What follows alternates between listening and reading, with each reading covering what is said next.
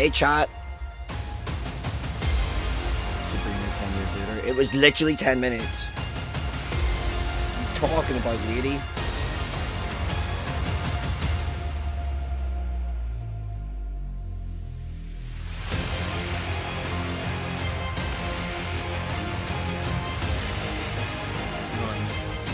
How we doing?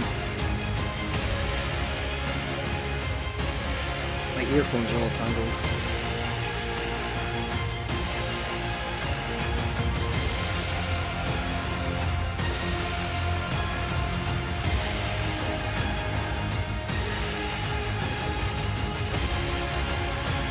We good?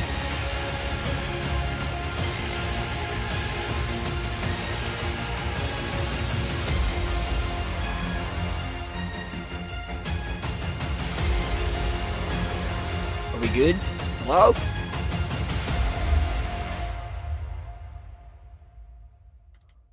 Okay, you're all good. There we go. Everything is as it should be.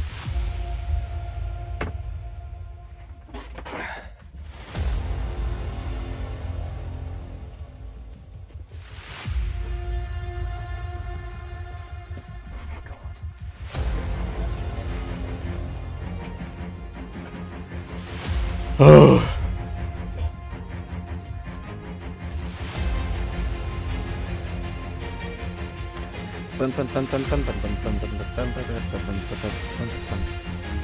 Guess what I have?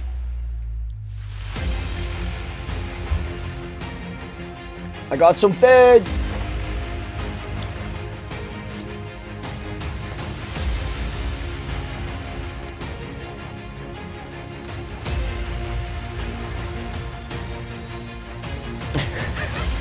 Hey, it's Domino's Sunday. What?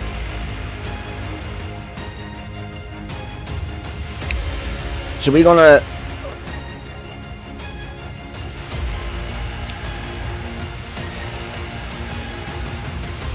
What the hell do you mean it wasn't on site? What are you talking about, dude? We're gonna... What are we gonna do? What was it called? We're gonna watch a video real quick so I can eat, and then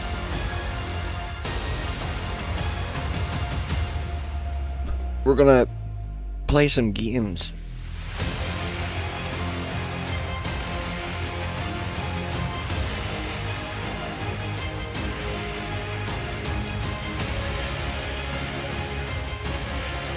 I got dough balls and I got the meteor pizza, which is basically just meat, please, to be honest.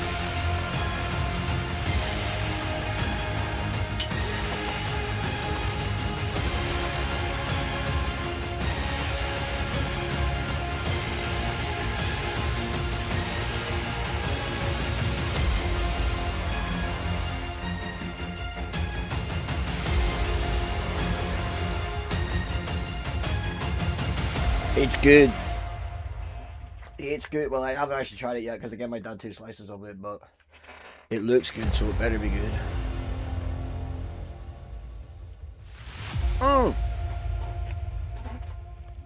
You're all good, Sabrina.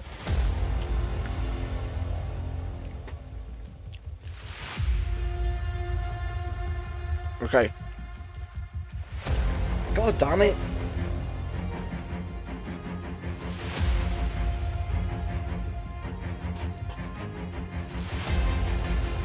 What am I doing? Oh yeah.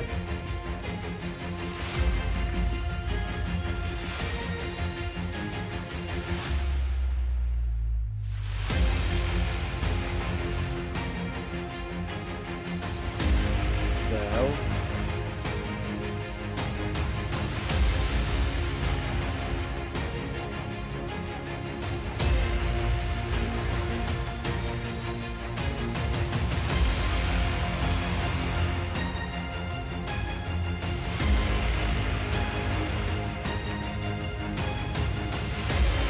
On TikTok stories, what are you talking about?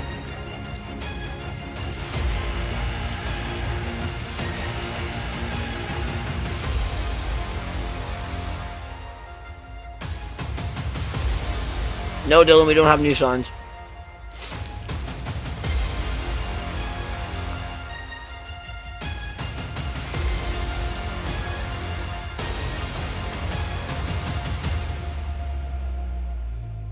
Where the bloody hell is that at? Oh!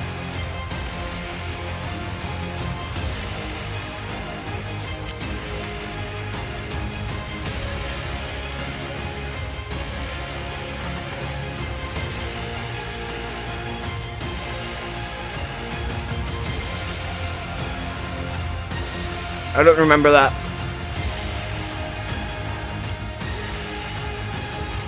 And what do we want? Well, we're playing horror, so I guess we want to watch a short horror, right?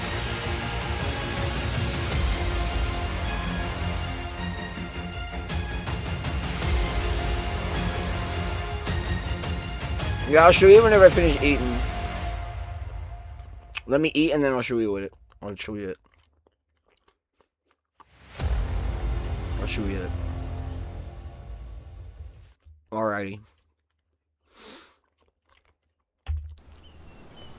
It's called The Cottage.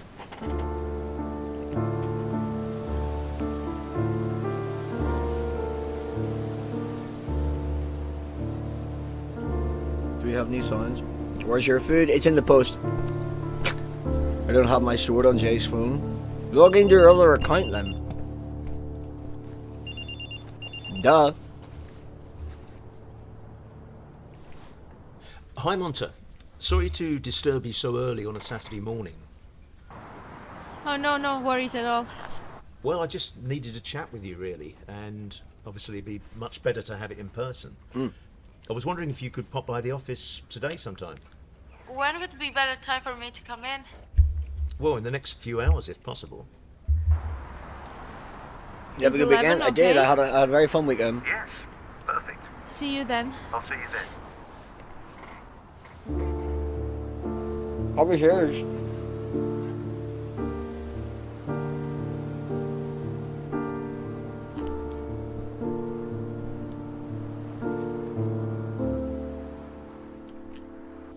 Oh. Hello? Your phone being dum-dum?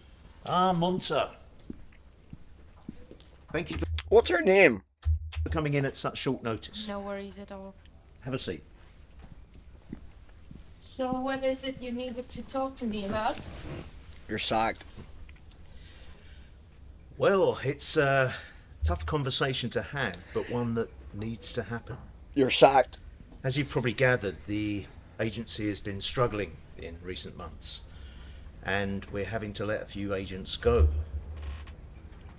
Now, I'm sure you're thinking I'm setting you up as letting you go. I called it. What? No, I I didn't. like you. I like your charisma with the clients. I love your enthusiasm day to day in the office. Uh-huh.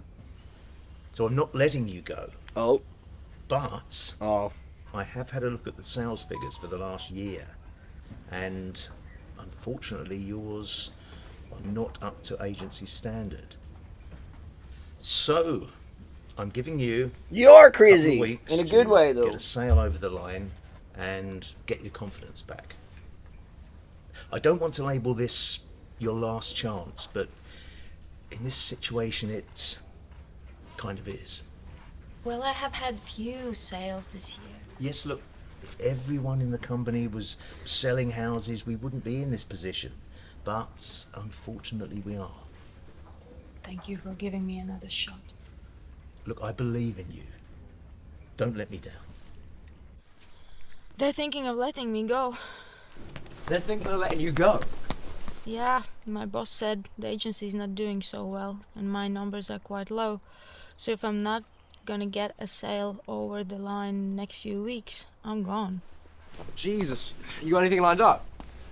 No, not really. We're going to Nicole's mum's house. I mean, she's been begging was to it your sell it for birthday? ages. Nicole's mom. It's in the middle of nowhere. You know, it's something.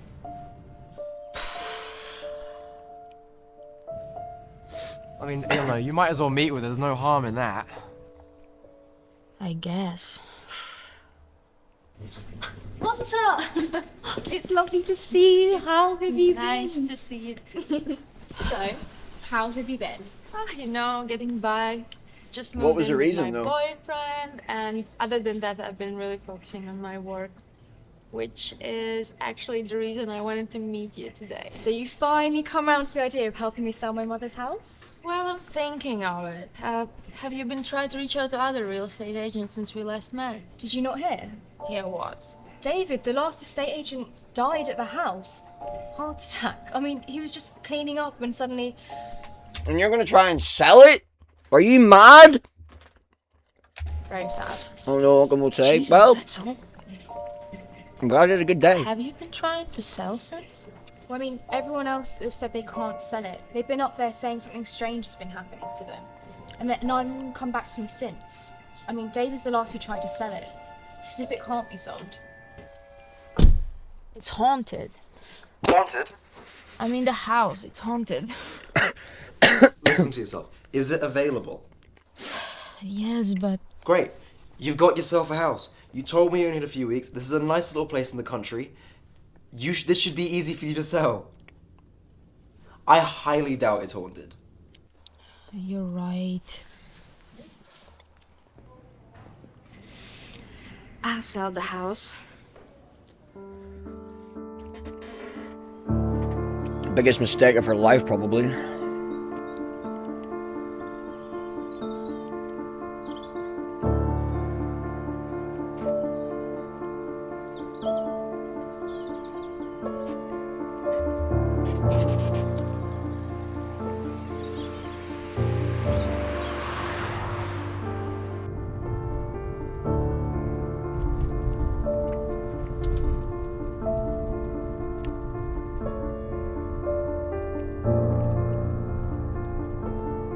Why, Uncle? What did you do?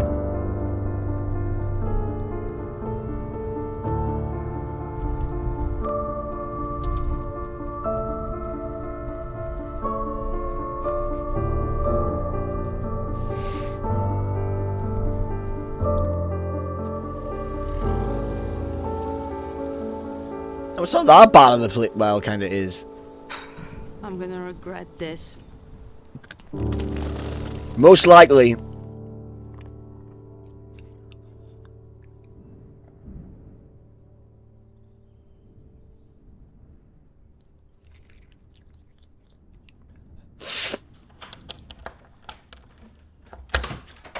What did you do?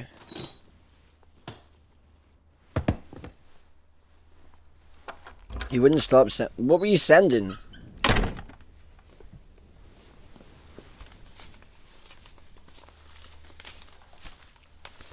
Don't you be going, annoying our Sabrina.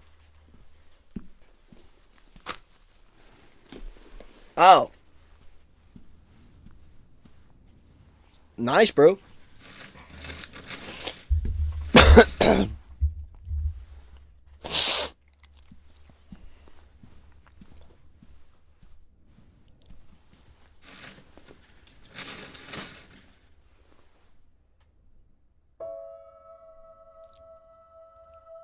Oh.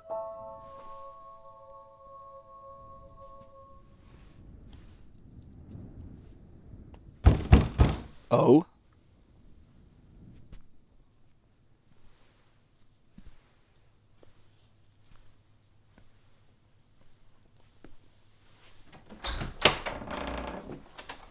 I thought I'd say hello to my new neighbour. Oh, no, sorry. I'm just a real estate agent here to sell the house. You're not the first to try. One of you was All right, here a Sabrina. few months back and died in this house. Gives me the creeps. Well, yeah, I heard, but I highly doubt it has anything to do with the house. Speaking of, which one's yours? Oh, I don't live in any of these houses. I live in the shed, just back there.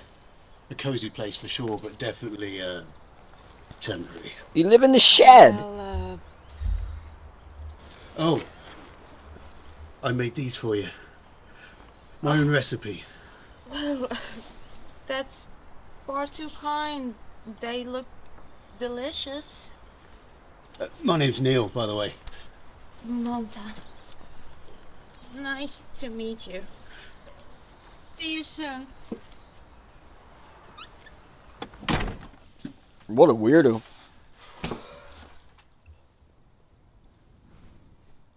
No, he's a bit strange, especially in the fact that he lives in a shed.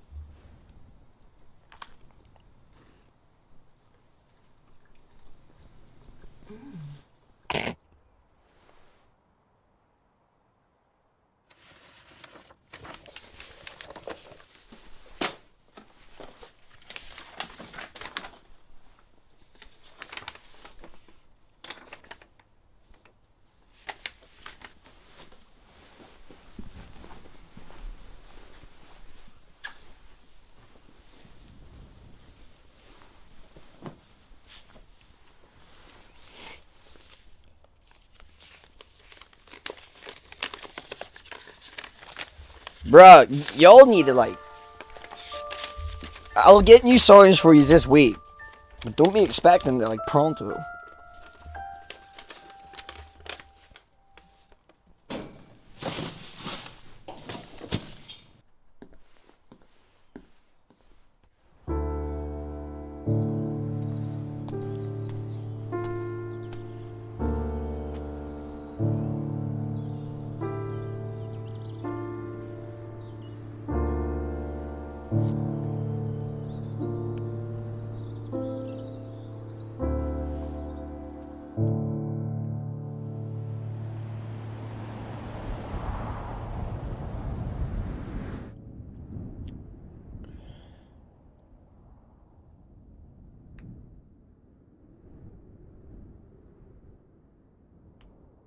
Oh.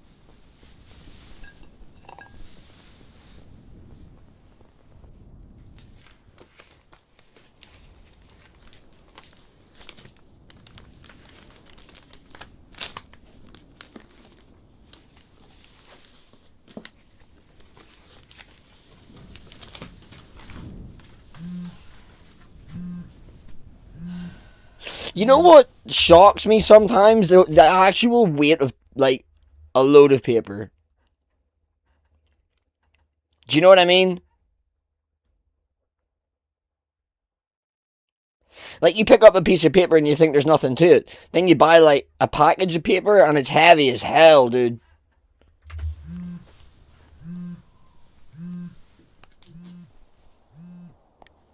Hello? Well, it's not heavy as hell, but there's more weight than you would expect. Oh, sorry, the service here is completely rubbish. I just finished up cleaning the place, and I must say, it looks pretty good. Also, I met the man who lives opposite as well. Is he nice? Well, yes, but he does live in a shed in the end of a garden. In a shed? Is it big? Pretty small. That's strange. At least he's nice. True. Hey, I was thinking maybe I should stay the night. Because I need some time tomorrow and it's getting late anyways. Look, I gotta go. My shift's about to start, but just thought I'd give you a call. Look, have a nice night. Take if you need anything, okay? Love you. Love you. But to ask, but that answered the question. I was gonna say, are they like a thing? Just one night.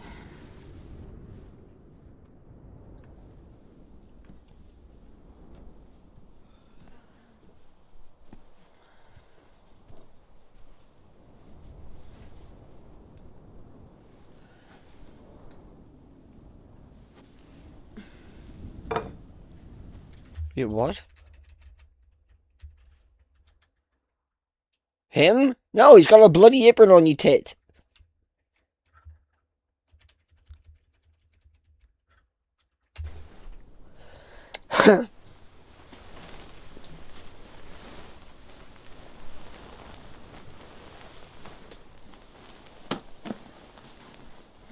He was inside the shed, he wasn't outside it.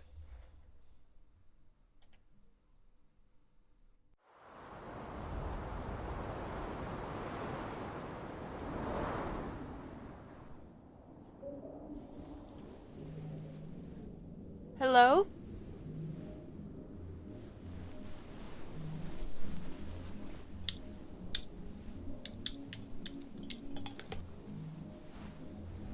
Is it meant to be black screen? Oh, there we go.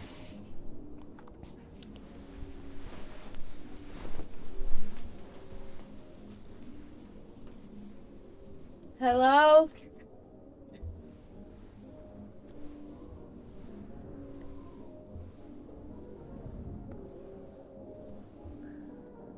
Hello?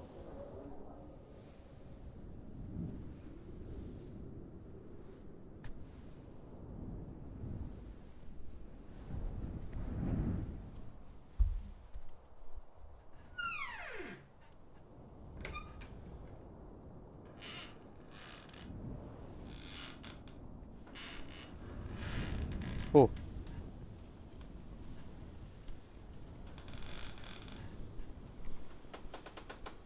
Oh! Oh my... Oh my god, that got me.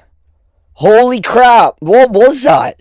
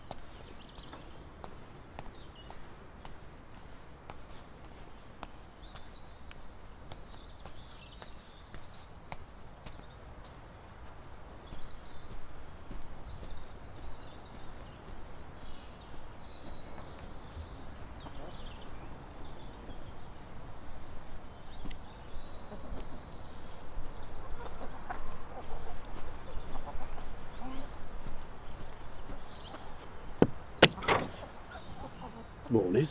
Morning. The Wi-Fi went out completely in the cottage, and I was wondering if it went out for you as well. We don't use devices. Don't like tell you what's that. happening, guy. I haven't Well, it's got old-fashioned, back but to you we're yet. very against that I've technology. had a pretty busy That's weird, weekend. 'cause it was working perfectly fine yesterday, and I was just wondering maybe there was like a power cut or something. I don't have an answer for you, I'm afraid. Wish I could help. Anyway, how was your night? Okay? It was fine. No ghosts bothered me. Maybe they were just watching you and waiting for the right moment. I'm gonna walk into the local town to see if I can get some service. I can walk you down there if you like. No, thanks. I'm gonna find my way. Going good, bro. We just started.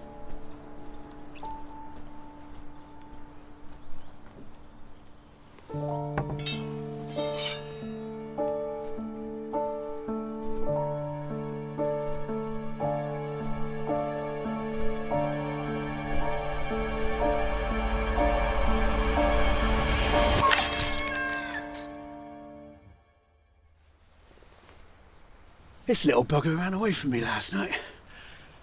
I'm the cooking for lunch if you'd like to join me. I would love to, but I have quite a bit to do in the house. You sure? Absolutely. Yeah, no, that's all good.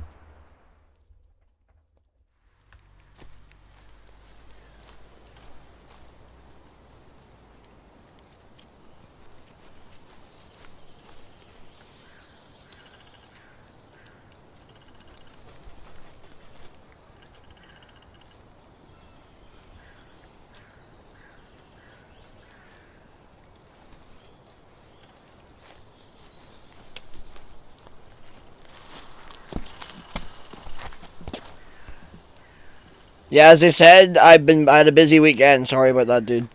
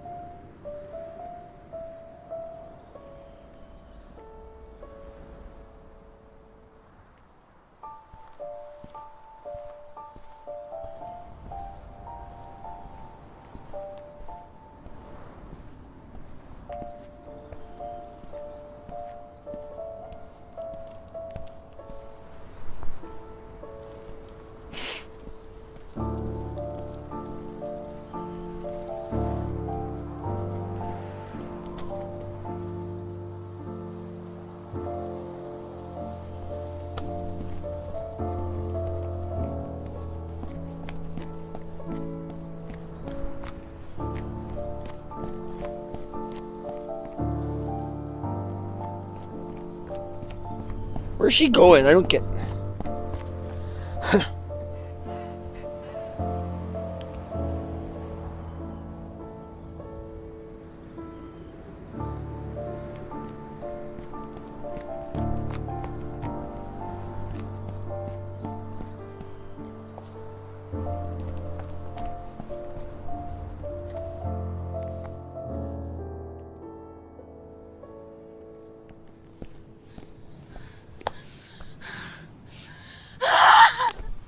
Oh, she gone got lost.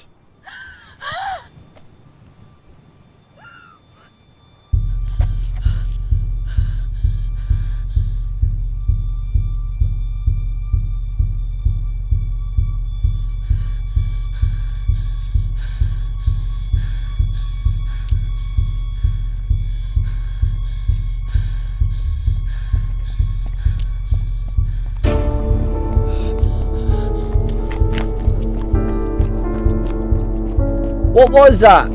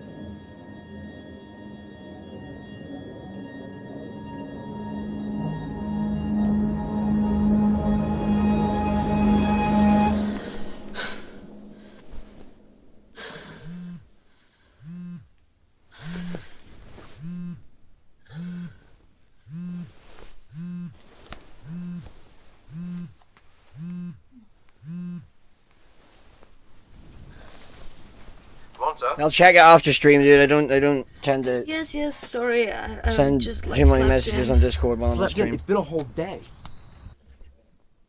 What? Yeah, last time I spoke to you was Friday evening. It's Sunday morning.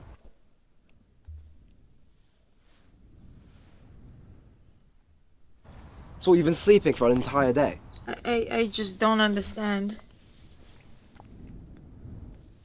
I had some wild dreams, but yes. What dreams?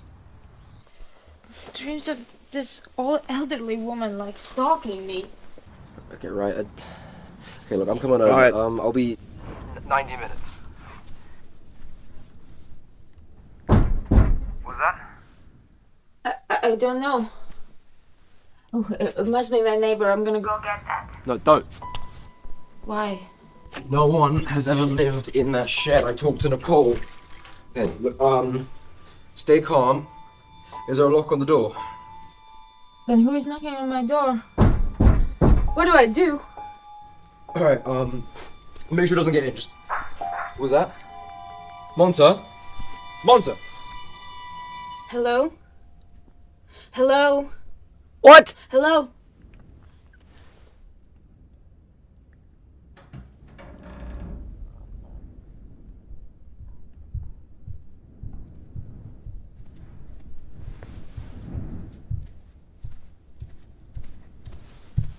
I'm sorry it has to be like this.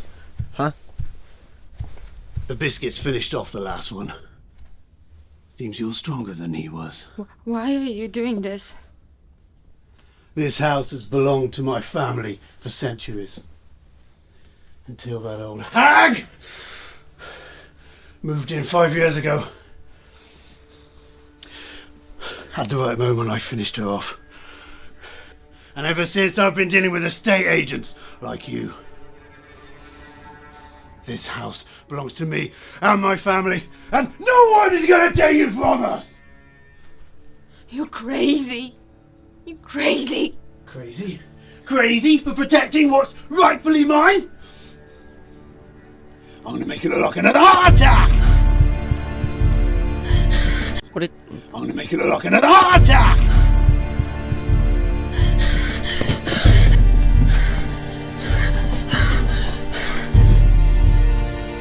There's nowhere to run! His acting is absolutely terrible.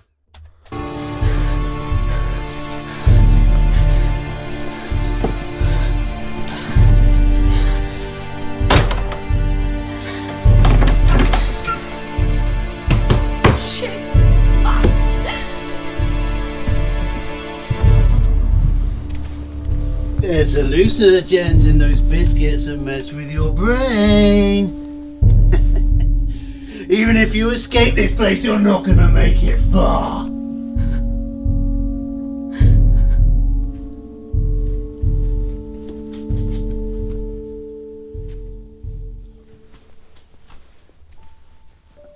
I grew up in this room.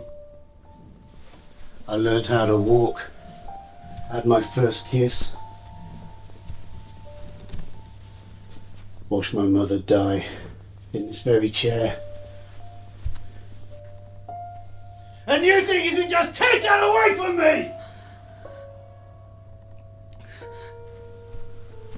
No one can take this house away from me.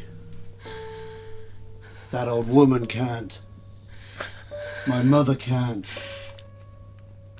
Those estate agents can't. And you can't!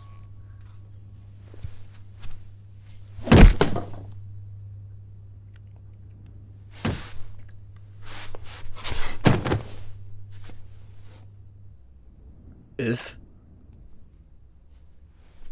Psycho.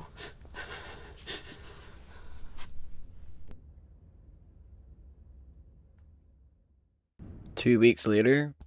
Well, hell.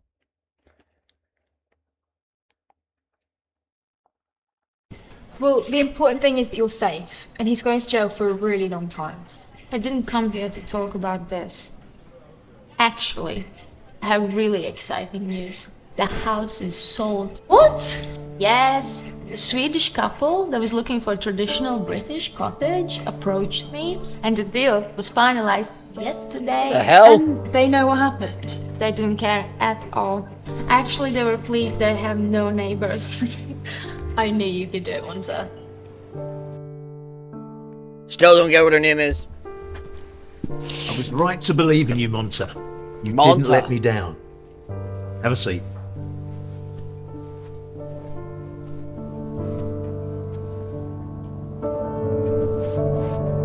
Uh-oh.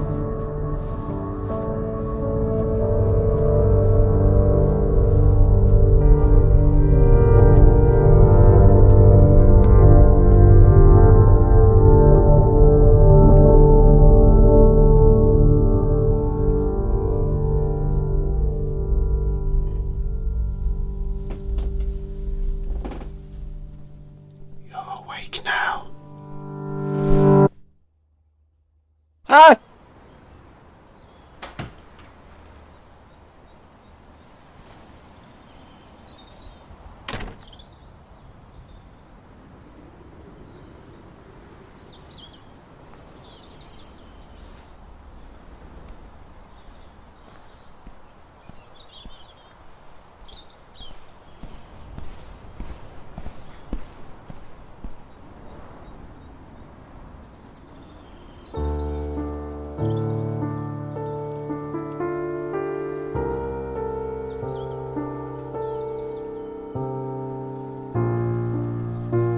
I mean, it wasn't the worst. It wasn't the bloody best either, but yeah, it wasn't the worst.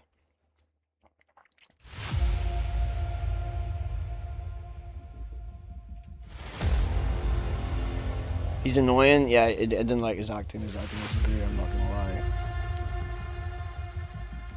I ain't gonna lie. Alright, where are we at with this? Okay. So, we have some things left to do. Well, we've got some download stuff.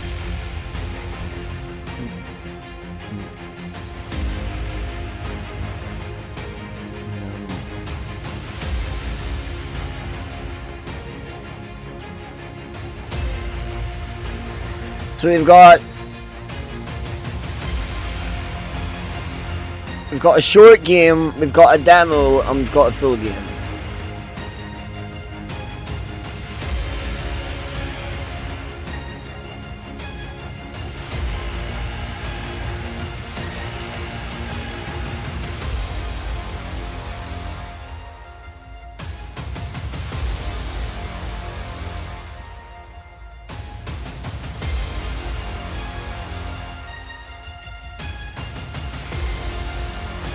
I can't, the demo's still currently downloading.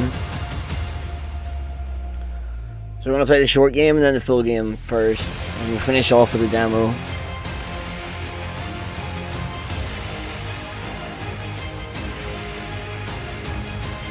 Uncle, you listening? That's what I said. I said we're gonna do the short game, then the long game, and then the demo.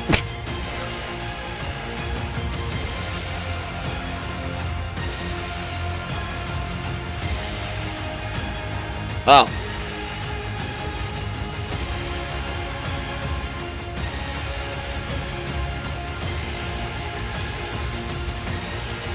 Never mind then. Okay, I'm gonna take 5 minutes while this is extracting, and I will be right back. You know what you need to do, right? You need to grab your blankets, grab your sweets, grab your snacks, grab some change of clothes just in case you pee-poo yourself. Grab a coffee, hot drink, whatever it is that you drink or eat or whatever it is that you do during spooky time, then go and do it. I will be right back.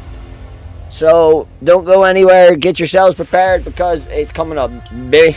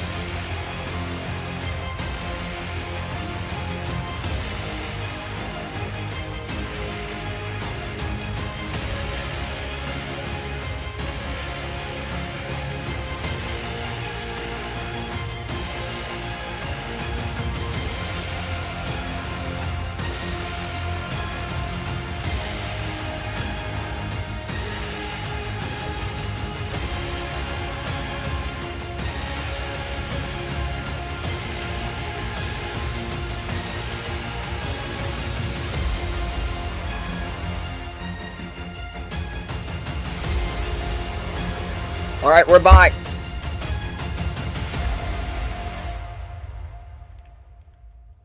We're back. And we're gonna load up the first game. So the first short game is called Parents. It's Chinese or Japanese, I think.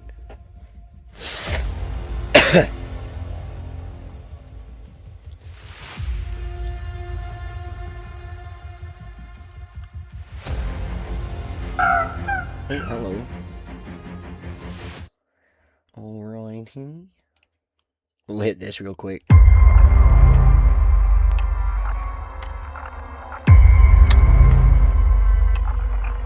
It's a climb.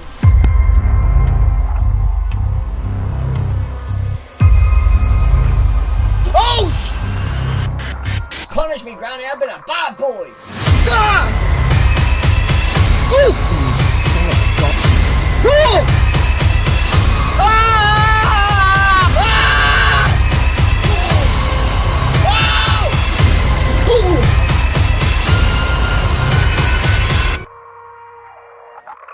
Alrighty. Here, well, why is this in... Can I get it in English? Mimi.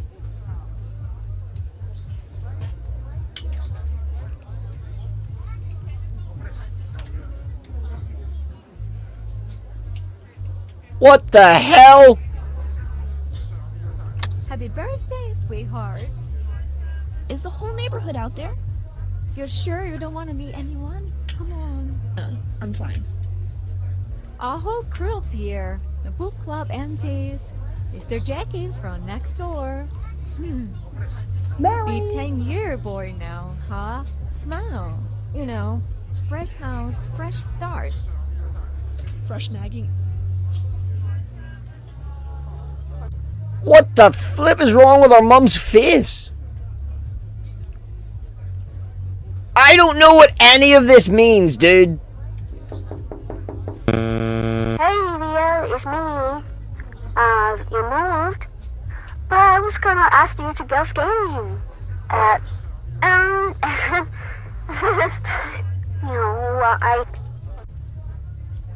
Jeez, who are you? I live next door. Still in bed at this hour? Open the window. No! I'm sick.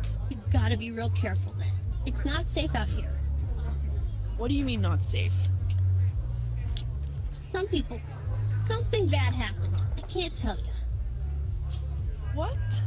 What do you... Gotta go. There's no button for settings. There's nothing. Oh! How's my little captain doing over here? This is exhausted. Your mom is scary. What if she finds out? Hey, look, this is our little secret, okay? You gotta keep it. Brought you an awesome poster. Happy birthday, my son.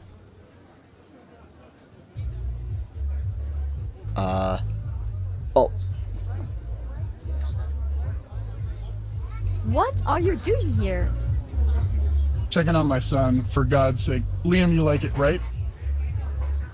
I don't understand kanji because they don't speak it. I don't know what this means, dude. Can we get English? Is that a gift from a neighbor? Let me find a spot to put this up for you, Liam. Are you listening? Did you seriously not buy anything? I thought you were getting him wheelchair. Wheelchair? Ugh. Always bragging.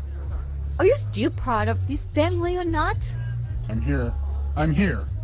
Great.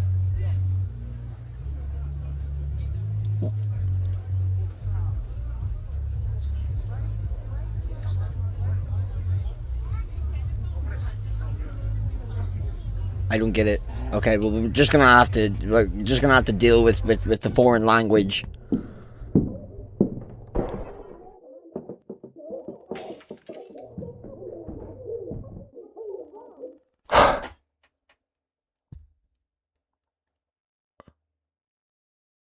What?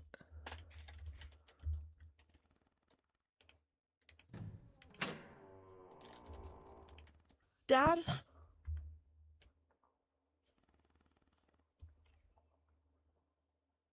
I'm here. I'm here.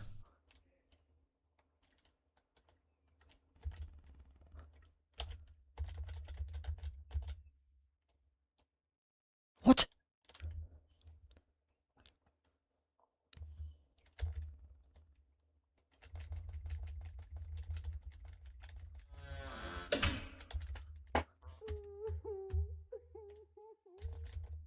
I'm literally, I'm hitting E and nothing's happening.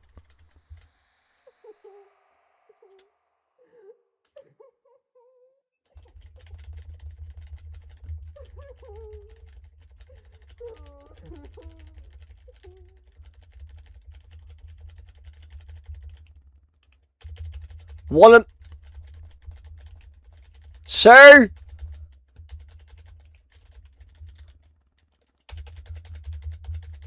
Oh my god, she's gone.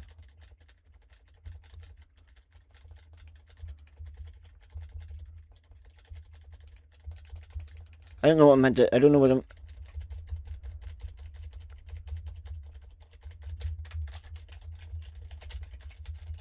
This isn't doing anything!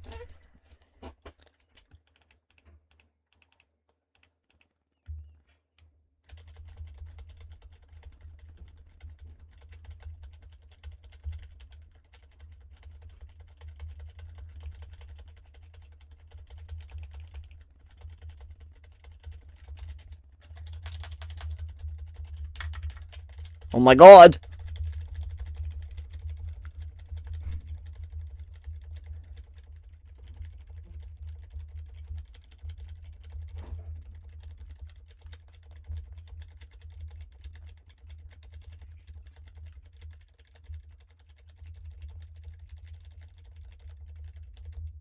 This is making no sense.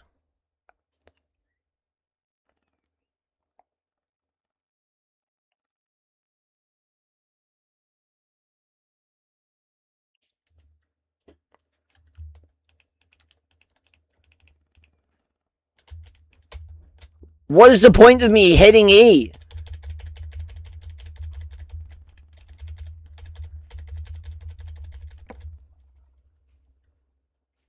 Okay, that was bright.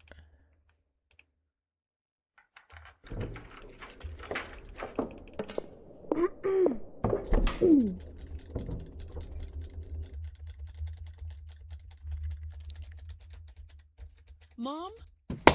Oh, good god. Oh!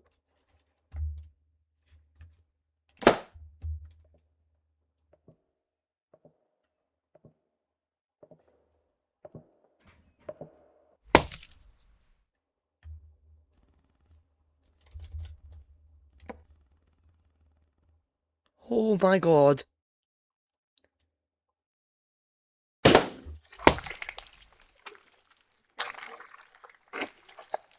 What the f...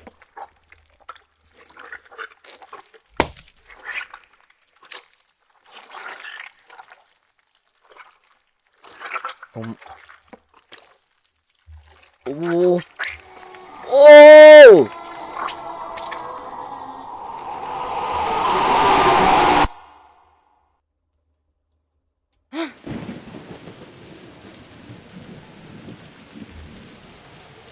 What happened? Mom, Dad, last night Great.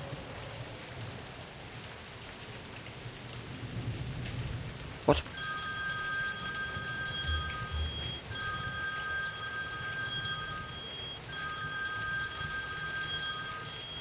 What are you doing? Mom, Dad, last night Great.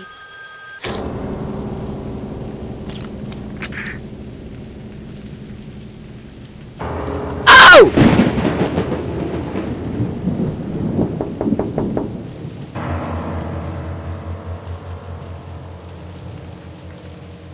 Hey, I heard you yell. What's up with your parents? Oh gosh, it's you? You gotta help me quick. Whoa, something real creepy went down here. Listen, I keep feeling like someone else is in here. That poster is terrifying. Please, just help me rip it off the wall. Can you try busting open this window? Or maybe call 911? I'll try. Oh my god, the arm's gone. There's blood all over my wall.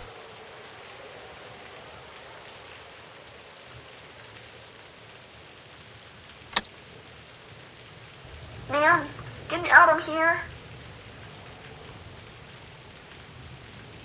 We have a key.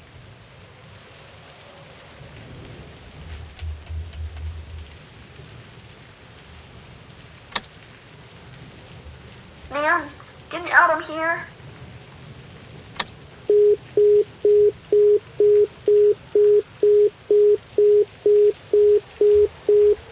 Oh, can't help with calls. But I'll come back tonight. Just get that window open somehow, okay? Bro, I don't think I can walk. I need to find a way to open the window. We can't walk. You're talking about getting us a wheelchair, kid. This may help.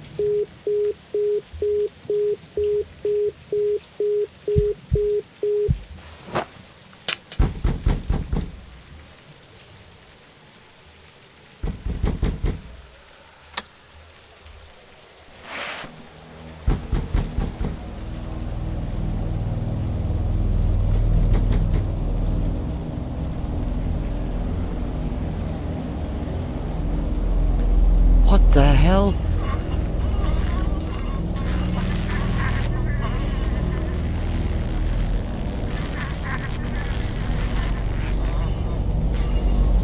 What is going on? Kid, they're behind you. Ah!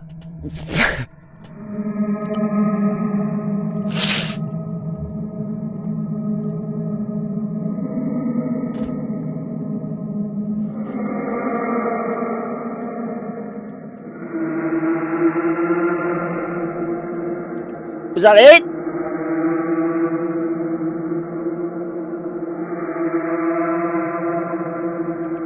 Oh.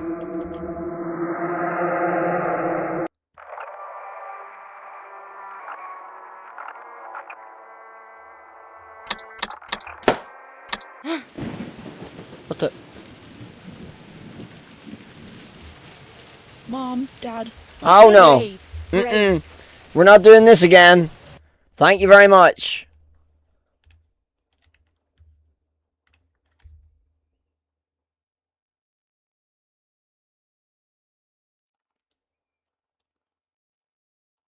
Well, maybe you thought that you weren't hungry. Alright, chat, the next one is called... What's the next one called? What was it called again? Madness Inside. What's the next one?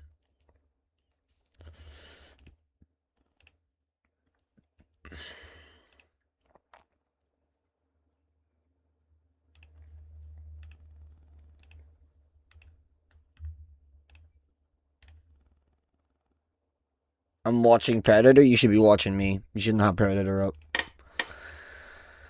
Attention, some people may experience seizures when exposed to flashes of light and flashing images. Even if you have never been diagnosed with epilepsy, this can contain scenes of violence and murders that can negatively affect the psyche. Some elements may not. Okay. I'm doing both. Well, your full focus should be on me. Madness Inside.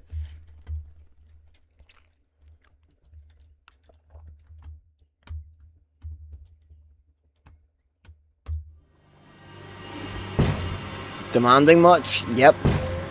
Alrighty. Thank goodness we have settings. Okay, let's bunk it up completely. Let's go extreme graphics.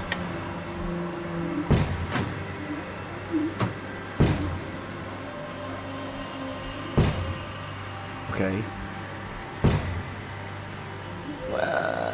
We'll adjust that whenever we get in. Alright, here we go.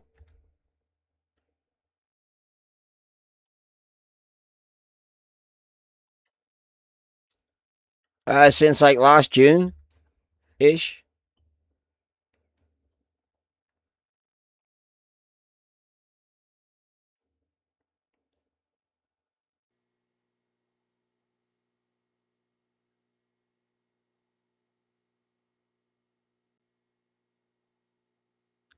It's loading, apparently.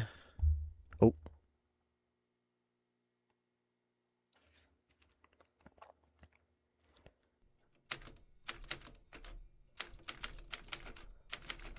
Reality often surpasses fiction. Frank Thiel.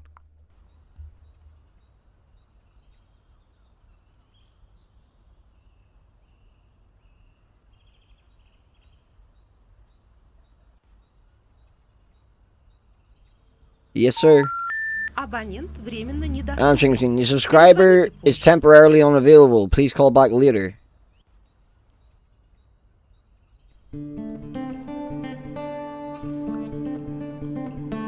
Это лейтенант Вик Войт. Куда ты пропал? This is Lieutenant Vic Voigt. Where have you gone? I found a trace of Hartman. I'm heading to the hospital where he was supposedly treated. Call me when you hear this.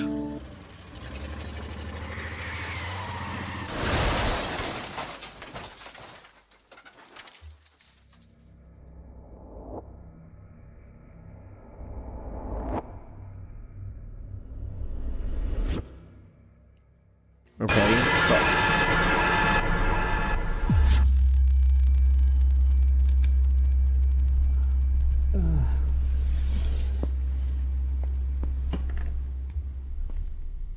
Been following me for a while. I appreciate it.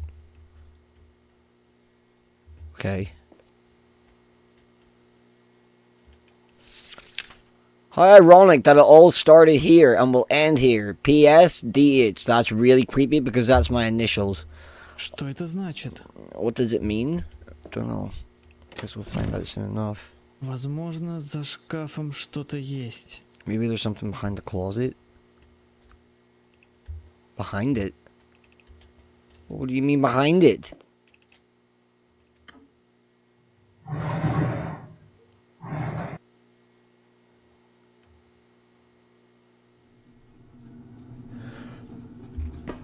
What do you mean behind? Oh. Oh, there's a whole ass other room. What the hell? Only welcome in, my guy. How's it going? Oh.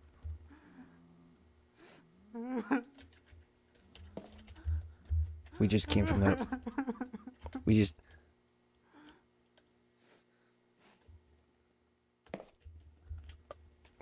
There's a dude crying somewhere. Sir, are you good? You sound a little sad. I can't see nothing. Oh, sugar. Don't mind me.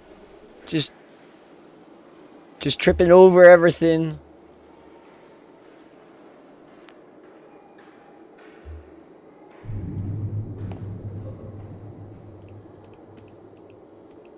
Okay, can't take anything off that.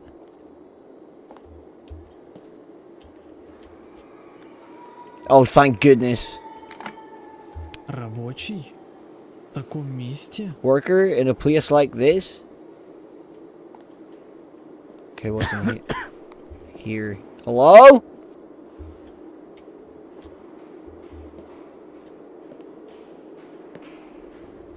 There's someone walking. These lunatics. Oh, the mentally ill, of course. Dr. Strauss demands that we say mentally ill in the face of psychos, so they are supposedly better off. Tell your evil-faced monsters from your visions that you are no longer crazy. You have already been promoted to schizophrenic. Class. I'm losing my damn mind. Oh, a key for the office. Okay. Oh! What the freaking heck was that, bro? Что это было?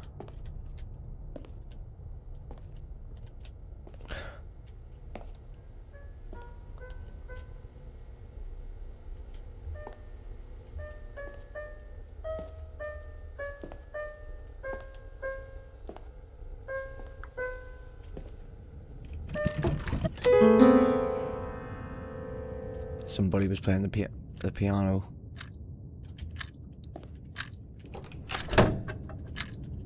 Oh. Okay.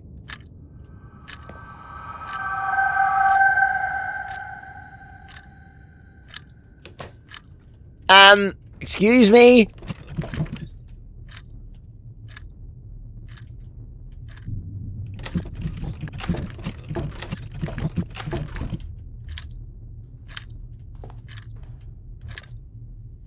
Alright, I guess not then. Okay, what's in here that we need? Oh.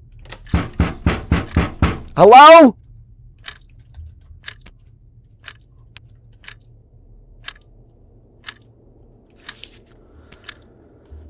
Name and date unclear. Admitted to psychiatric hospital number 347 on the 29th of May 2016.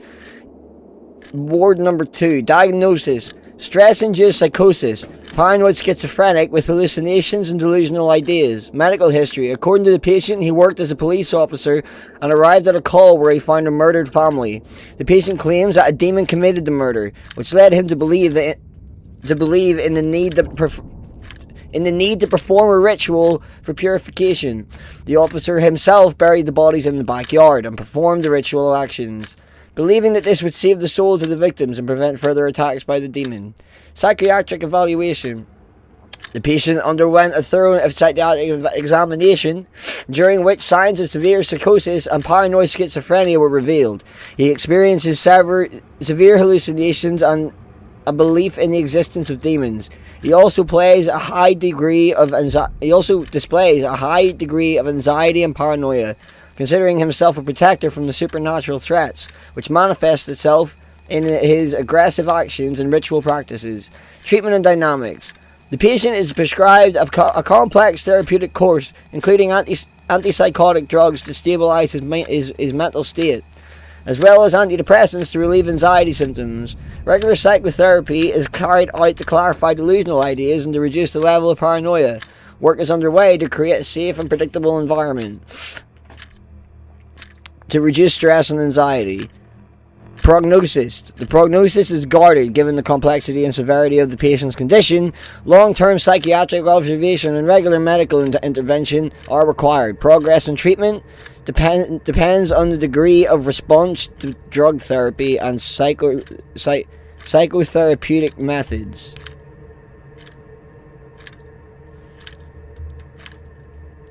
Dylan, she just called you bro. Reading 101, right? Several cases of synesthesia were found in patients in ward number 12. Some of them reported seeing signs and feeling colors. It is possible that exposure to the environment and personal associations may exacerbate symptoms. It is recommended to conduct additional research and determine what factors can cause such experiences. Many patients have a rather interesting disease namely cadotrophobia, fear of mirrors. We should have an orderly remove of all the mirrors in the hospital. I don't think I did get that word, if I'm being honest. There's noises happening around me, man. I need to familiarize myself once again with the medical history, the features of inpatient treatment, and the psychological characteristics of the patient from ward number 6. The initial analysis revealed indefinite treatment for the diagnosis of depression and anxiety and neurosis. He also claims that he belongs to a certain cult of the Rose and something. Oh, hang on a minute, the Rose and the Cross. From that game we played. Okay.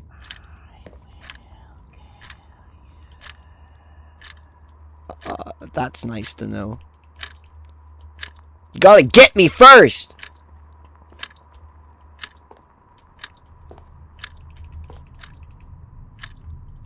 Okay. Can we leave now?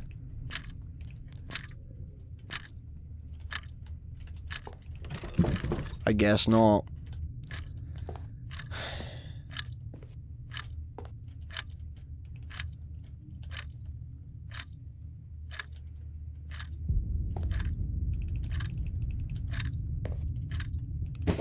Oh!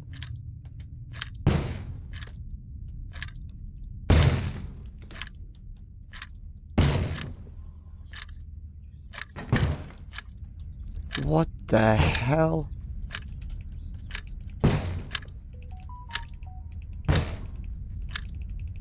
What was the point in that? Sir! I'm gonna need you to stop banging your head off the damn window. Oh, good God! You know what? You just do what you want. You just do what you want, sir. Oh, hang on a minute. Oh, hang on a minute. Okay, so that symbol's not... Oh, hang on. Okay, this is starting to make sense now.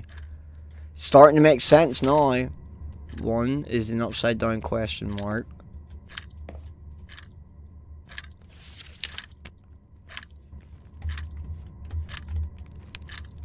Nothing on the back of that.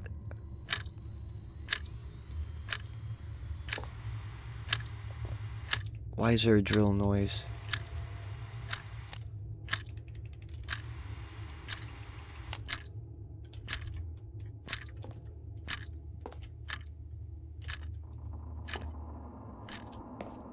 Yeah, I know the painting fell, but...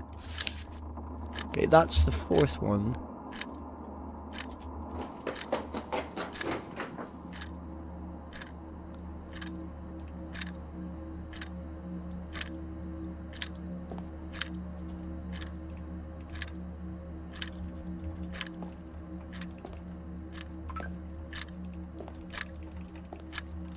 You won't let me do anything with the painting, though.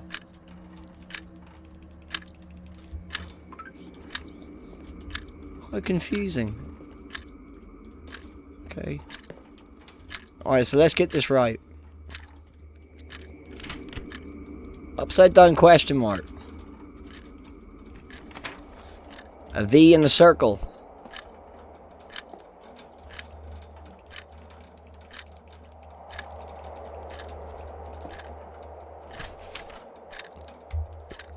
Third is a load of waves! And then where was the fourth one? Lord above. There's a fourth one. Oh, it was on the thingy. Wasn't it? Yeah, alright. So let me see, hang on. So one is the upside down question mark. Then the V with the circle.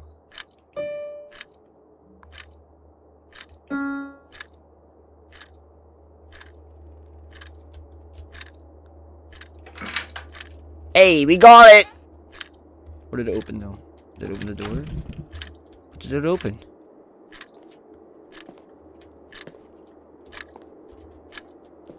Oh. David Hartman, 9th of the 1st, 1992. Admitted to psychiatric hospital number 347 on the 18th of May. Ward number 38. Diagnosis, acute schizophrenia. Memory loss. Medical history. The patient was admitted to psychiatric hospital after a series of violent incidents. Preliminary data indicate that David killed 9 people using a screwdriver. The patient had no known history of mental disorders up to this point. Psychiatric evaluation. The patient is a complex case of acute schizophrenia at times. Pronounced psychotic symptoms are evident, including hallucinations and delusions. There is significant disorientation in time and space. The loss of memory makes it difficult to conduct a detailed analysis of the patient's history. Treatment and progression. The patient is receiving intensive therapy, including antipsychotic medication, to control the symptoms of schizophrenia. Psychotherapy and rehabilitation sessions are also conducted to restore memory and mitigate social impairment. Measures are taken to ensure the safety of staff and others. Prognosis. The prognosis remains due to the complexity of the clinical picture the patient's insanity requires. Long-term monitoring. The safety of others is a priority, and in the long term, the patient requires ongoing medical intervention. Хочешь поиграть? I didn't want to turn around too quickly. I didn't want to turn around too quickly. Need to он find a вернулся way сюда why и he came привёл back. меня. Why he came here. И найти его Why палату. can't he got Может me? быть, я And смогу find там his room. Maybe I can что-нибудь find найти. something there.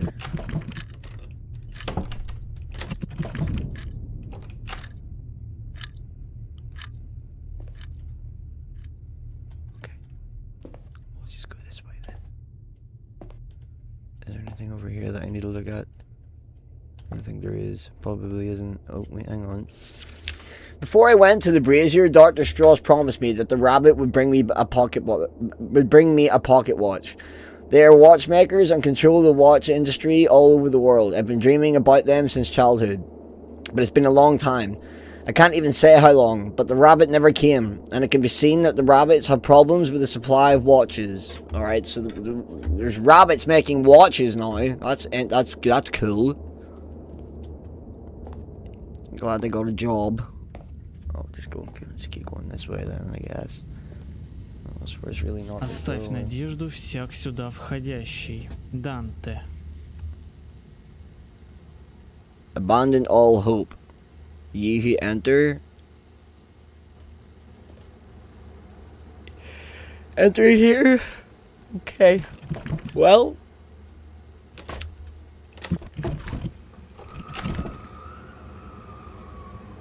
Excuse me?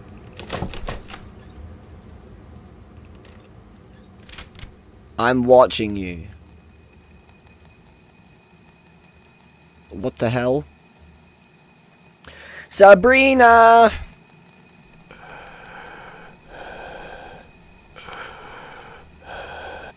Oh!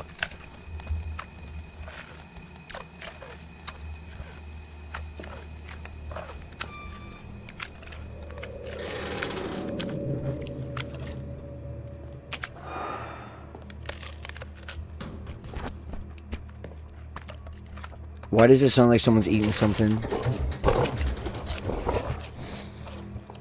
Hello?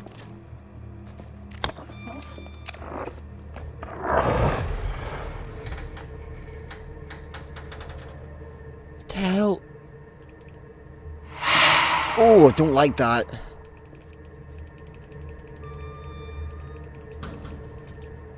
Oh, there's a key. Can I take the key? Fuse box. Told me, welcome in, my guy. My guy, how are we?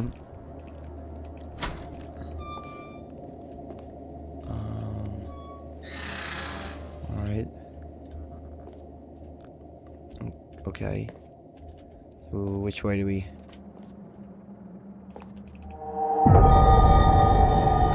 What? What is it?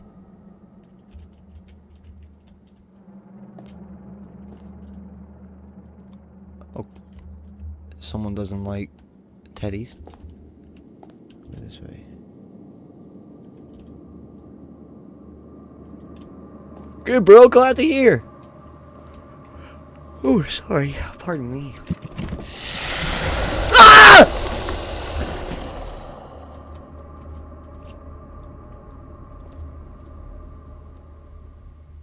No, this is the longer game. We've already played the short one first.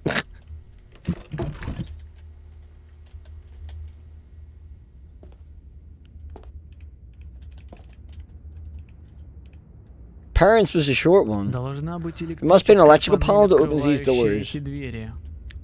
No, I said there was a short game, then there was a longer game, and then there's a demo. The demo is still downloading. I'm hearing noises and cues, but I'm not seeing anything, which is really confusing me. That door doesn't seem to want to do anything. So, we'll go through here again. Gives me chills every single freaking time. Okay. Said something about a fuse box. Well, I haven't seen a fuse box around anywhere. Well, I can't go that way. There must be an electrical box around here somewhere. Alright, so we're looking for a fuse box. A fuse box. If I was a fuse box, where would I be as a fuse box? Oh, I'm watching Predator, so I'll watch it soon. You'll watch what? Oh, guys, I recommend watching Apex on Netflix. It was fab but scary, so be warned. I'm okay with like horror movies, they're fine. It's oh there it is. It's just these games are Ключ от freaking me замка out. должен быть где-то у входа. Open sesame. Yeah. Yeah. Good Russian games too. What? What?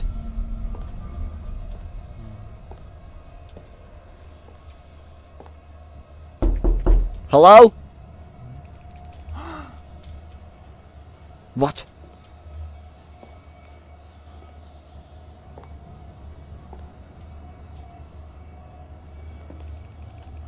You don't speak Russian either? No. No, I do not. I read in English, so reality. Everyone thinks that the brain has no direct connection to reality. We perceive the world through our senses, which transmit information to the brain, where it is transformed into a picture of reality. This is how it works for most people, but with schizophrenia, the signals are distorted. The brain creates a false picture by adding non-existent information. People can hear voices or see things that don't exist. Your reality is something from the objective one. What does that mean? It's a very deep analysis of how the brain works. Alright, I guess we mosey on down the road. We can't go there. Yes. We, what's this? I can't pick that up either. What about... What about... Okay, wait, do we go out? And then...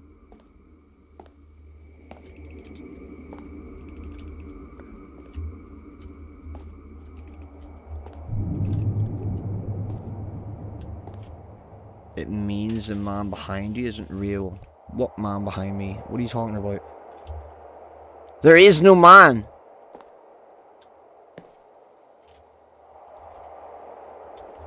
Need a new interior decorator? Well, it's not me. I'm missing something. Oh my god, maybe I'm not. Hello?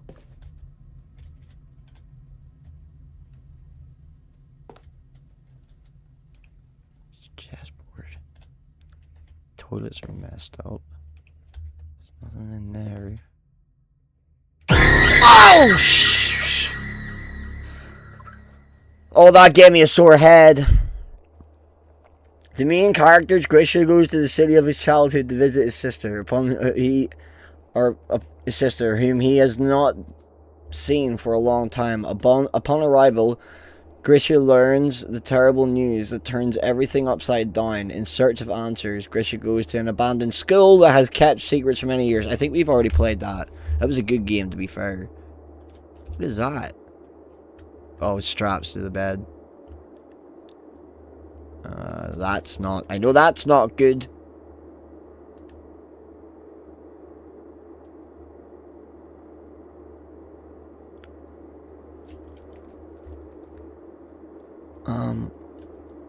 Okay. There's a hidden drawer in the board. Maybe try to finish the game. It's like an Arabic checkmate, but you need to move the rook to B1. I'm confused. What are you talking about?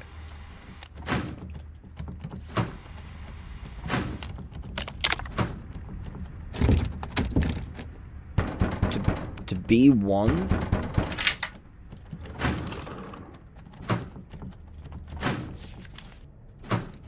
Unhappy and mentally ill people lived within these walls, who were then buried in the local cemetery. Society rejects those whose minds... Can you stop banging the door, please? I'm trying to read. Who were then buried in the local cemetery. Society rejects those whose minds are sick, treats them as infected. Did these special creatures understand why they were locked up in the clinic? Did they consider themselves normal, or were they aware of their own insanity? It's funny how the behavior of the insane always entertains the same, whatever the heck that is. So, bro, this dude's really starting to annoy me, man. A deck of cards, what I need that for?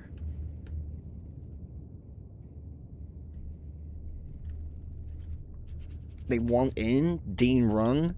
Talked about, well, I don't want to talk about it. With the upside, does he use this part of his Swingers Club?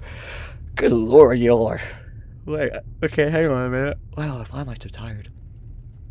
Is there anything? I don't think there's anything on that there that I need to be concerned about, to be honest. Okay, we're doing okay. Jesus Christ. We're doing fine. Where'd I go now, sir?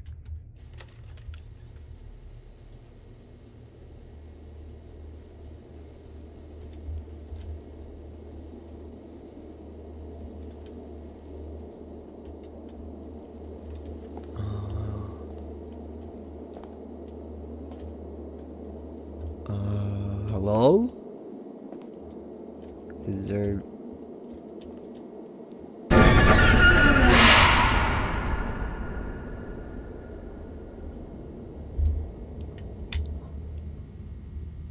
What happened? Someone played the freaking Phasmophobia breath, but something actually happened in the game and it scared the dung out of me. What is it?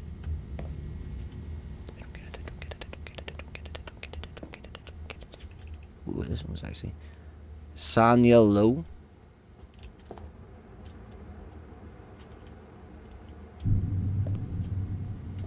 Okay. Oh! Well, I guess they forgot about you when they closed the place down. Oh, there's blood on the floor there too.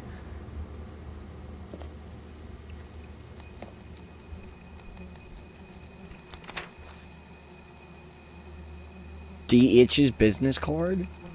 Oh!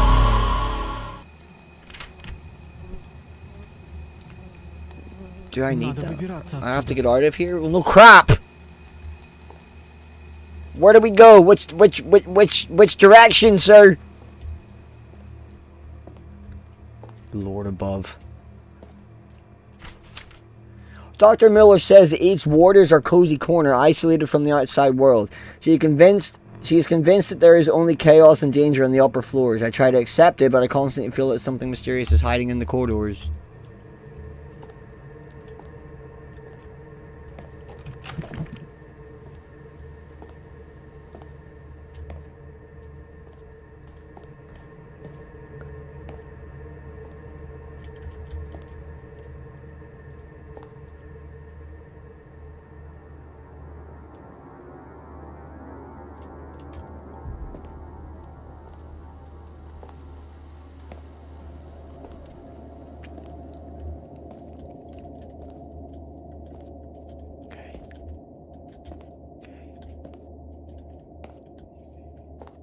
I don't think I should be going down. I don't think I should be.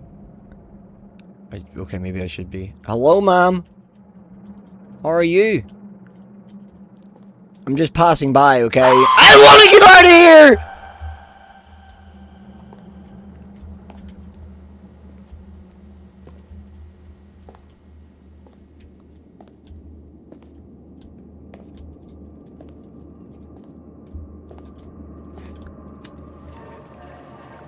Kidding me? You need a code?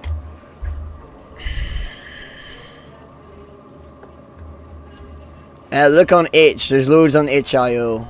Oh. What's happening, guys?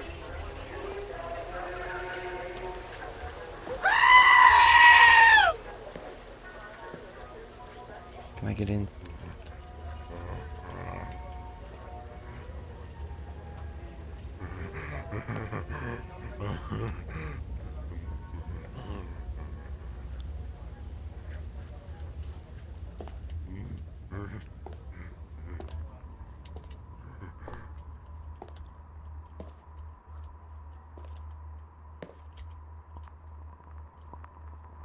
Okay.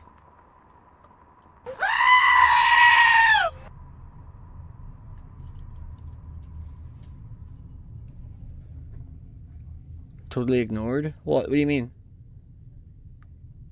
Oh. Sorry. I apologize. I'm focused, chat. I'm focused.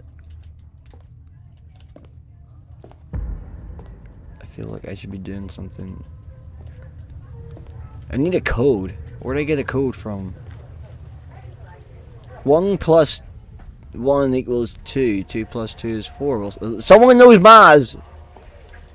Can't get in through that door. Free clip ammo? Oh, did Emma do a clip? We clippy poos? We'll get back to that whenever, Oh, I can go this way. Okay, makes sense. How we doing, gentlemen? I'm the Lord of the Cripples.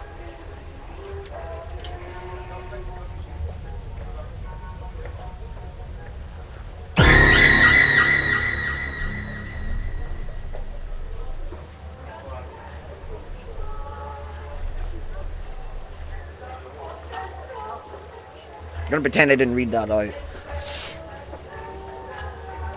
Okay.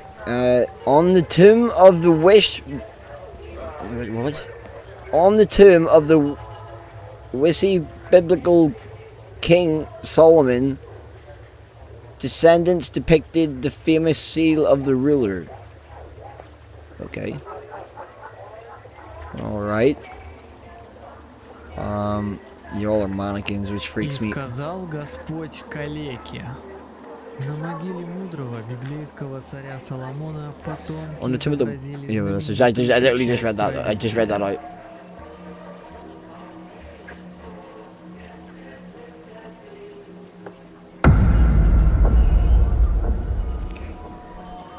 Back down this way.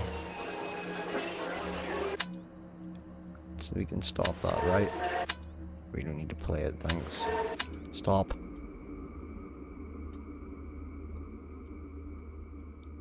I'm looking for numbers. I think.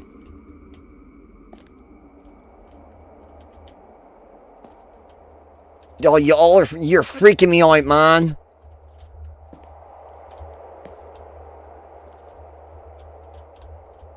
Oh.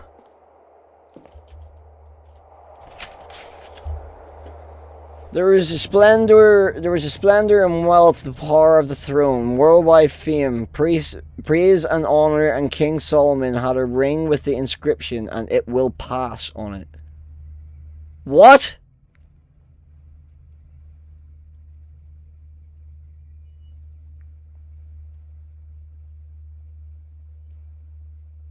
What does that mean?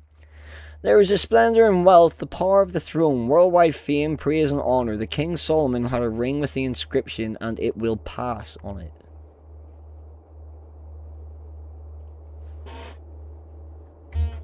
Печать Соломона. The seal of Solomon. Попробую сосчитать I'll try to треугольники. count the triangles.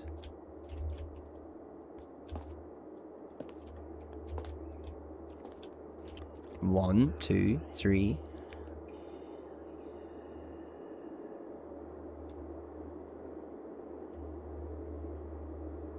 Okay. 1, 2, 3, 4, 5, 6, 7, 8, 9, 10, 11, 12, 13, 14, 15, 16, 17, 18, 19, 20, 21, 22, 23, 24. Oh! Oh!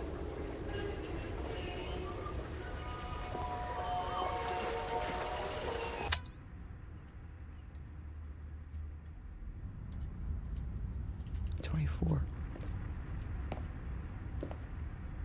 9524.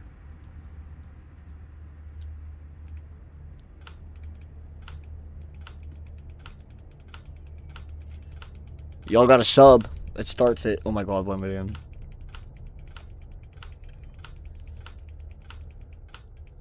Nine, 5.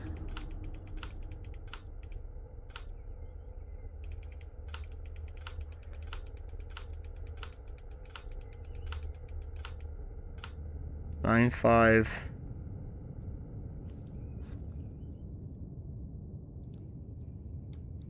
Oh my god, I'm doing this wrong. This one has to be 9.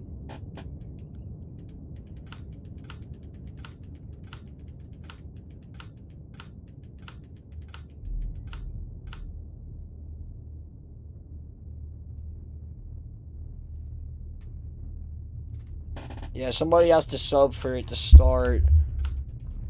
9. Well, that's 6. 7, 8, 9. 5.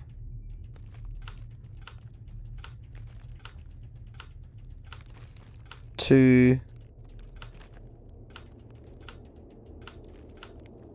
4.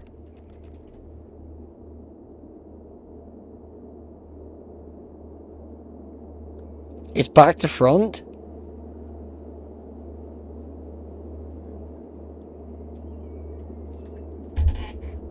There was 20, I counted 24 triangles, right?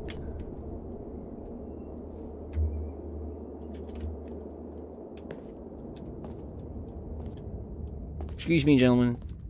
1, 2, 3, 4, 5, 6, 7, 8, 9. Wait, hang on a minute. We'll do it right. So hang on. So 1, the big one, 2, 3, 4, 5, 6.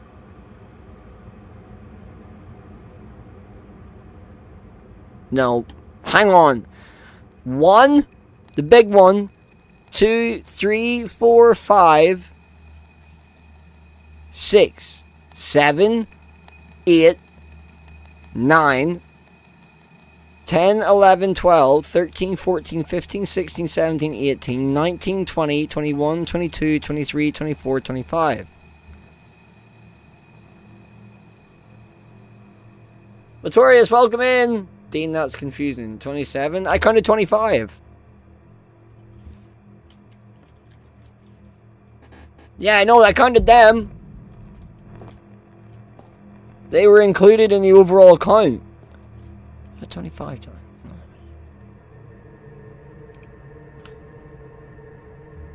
Is that it?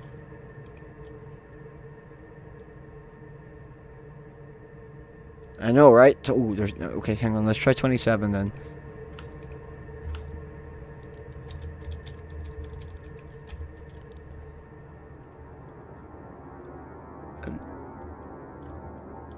What?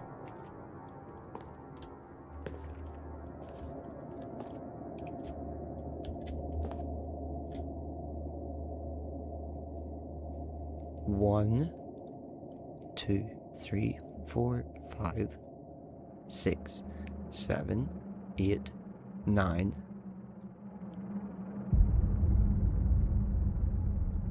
10, 11, 12, 13, 14, 15, 16, 17, 18, 19, 20, 21, 22, 23, 24, 25!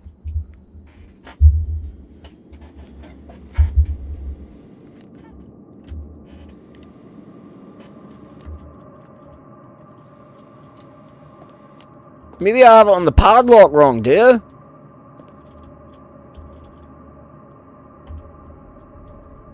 Nine, 5. Maybe it has to be this. Maybe it has to go this way.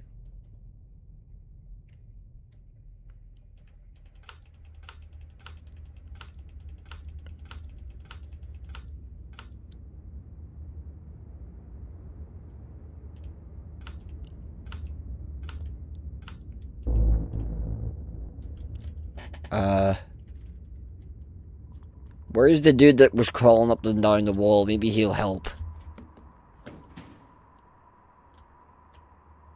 Hello?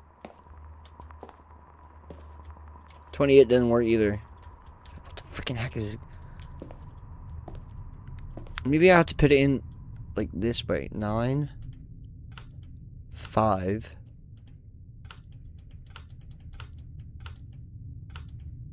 2.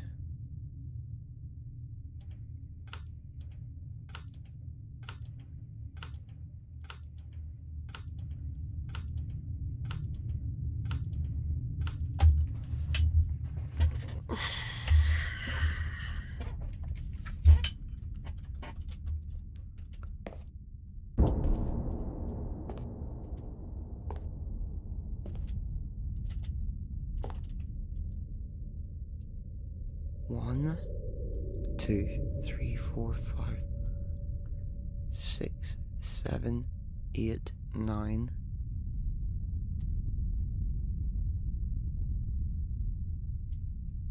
10, 11.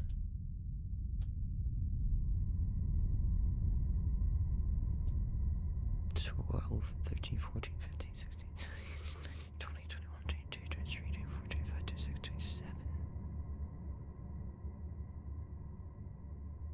27. Okay, I counted 27 that time. 21, no, there's definitely more than 21 there. 27?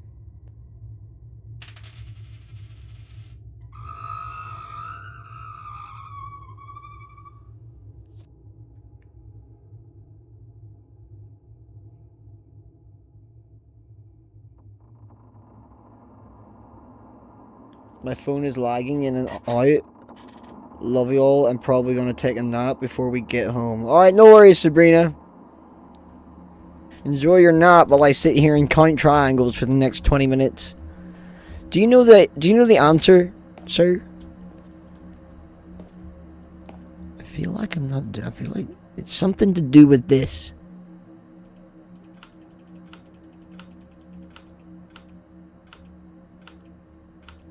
Nine. 5.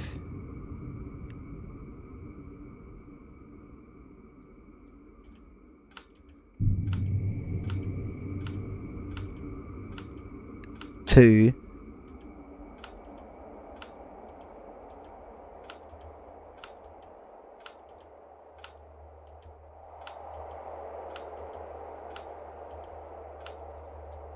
No code works.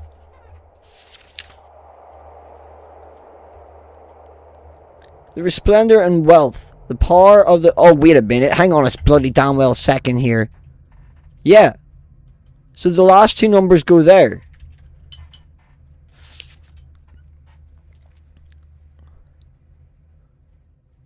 A ring on the inscription and it will pass on it.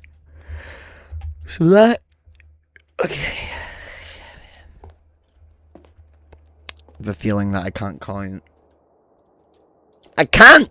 I have to get the code! It won't work any other way. Are we missing... How many triangles did you count, sir? No one got an answer? Right, the whole lot's 1. Then you've got 2, 3, 4, 5, 6, 7, 8, 9, 10, 11, 12, 13, 14, 15, 16, 17, 18, 19, 20, 21, 22, 23, 24, 25, 26, 27.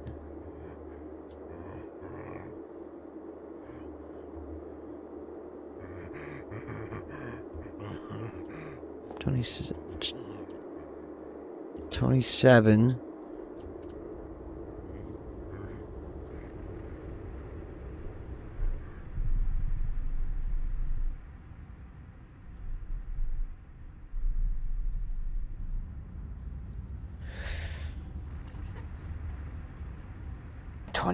There's 27, dude.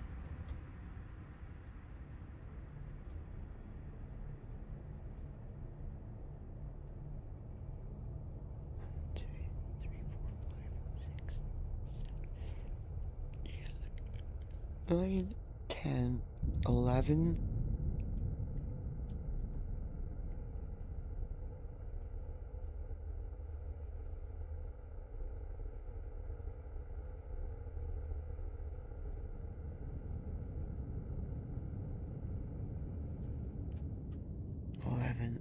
I've lost count. 1, 2, 3, 4, 5. There is 6. 7.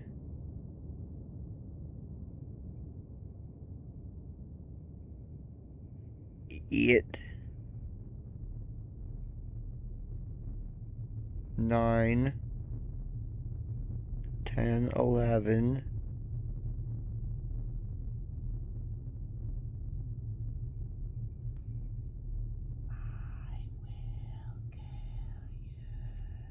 12, 13, 14, 15, 16, 17, 18, 19, 20, 21, 22, 23, 26, 27, 28. See, that time I counted 28.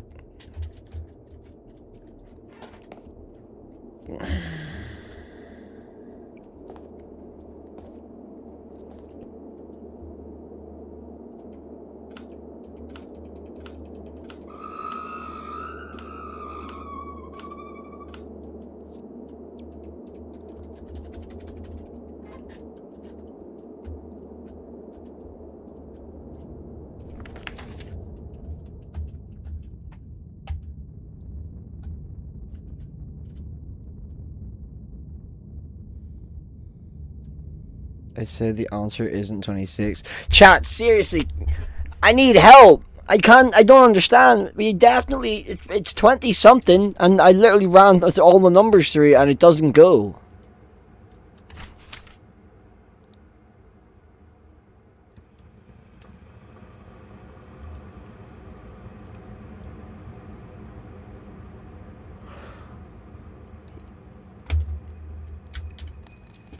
Emma gone asked, why are we counting them? Are you sure we count them? Well, the character said to count them. Plus, when we look at this little piece of paper, it says, it shows a little triangle on it. And then, it's got 9, 5, question mark, question mark. So the answer, the last 2 digits is the amount of triangles that there is. Has to be. I don't see any other way. And it will pass. And it will pass. We don't divide or multiply. I don't think we should. I don't think we need to. I think we just need to add them up. It's like you just said to count the triangles. 1 is in the hole. 2, 3, 4, 5. 6 with them 4. 7 with them 4. 8 with them 4. 9 with them 4. 10 with them 4. 11 with them 4. 12 with these 4. 13 with these 4. 14 with everything but the bottom row. 15, 16, 17, 18, 19, 20, 21, 22, 23, 24, 25, 26, 27, 28, 29. I counted 30 that time. Oh, I counted 30 that time. Maybe it's 30.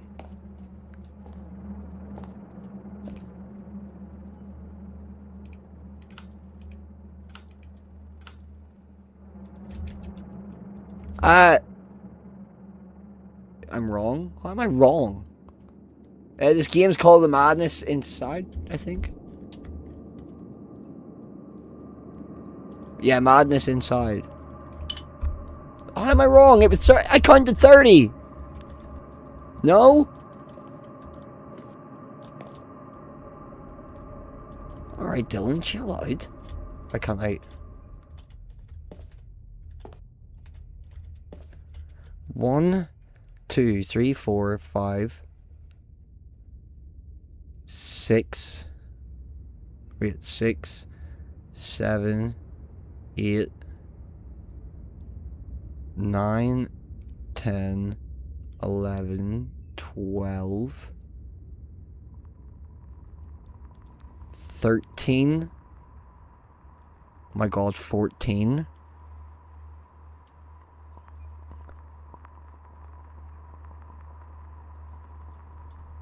Okay, I need to remember. I'm losing. I keep forgetting what I've counted and what I haven't.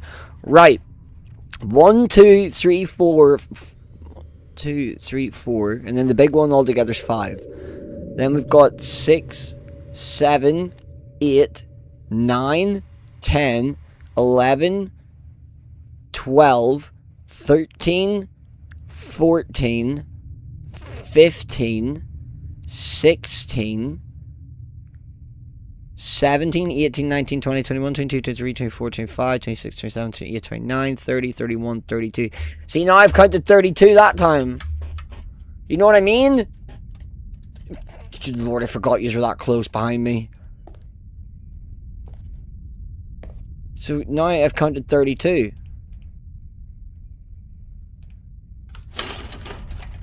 Okay, I got it. It was 31.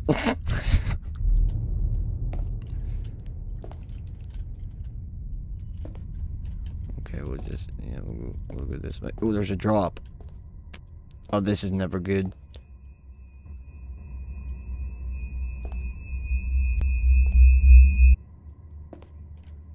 Vic Voigt, gathering the last of his strength, managed to escape the clutches of madness. Once outside, he immediately called for backup. Together with the team, he searched every corner of the sinister hospital, but found no trace of its inhabitants, or any evidence of what really happened. The police seemed to have vanished into thin air, leaving only memories of the nightmare. Vic realized that this night would forever remain in his mind as the most terrifying mystery he could never solve. That's it. That's it. That wasn't too bad, chat, you know that?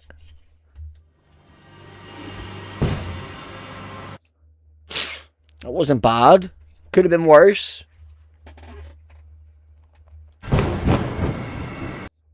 That's it. But we've got one more. I believe it's downloaded.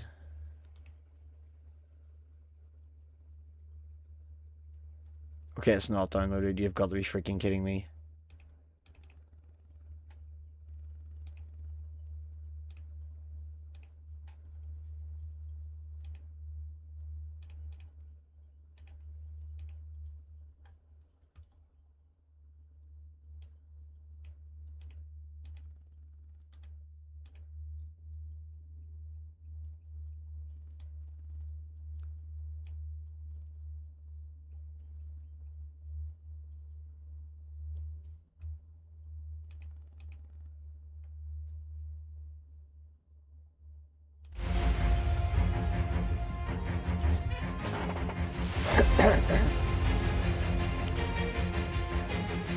We might not have a third.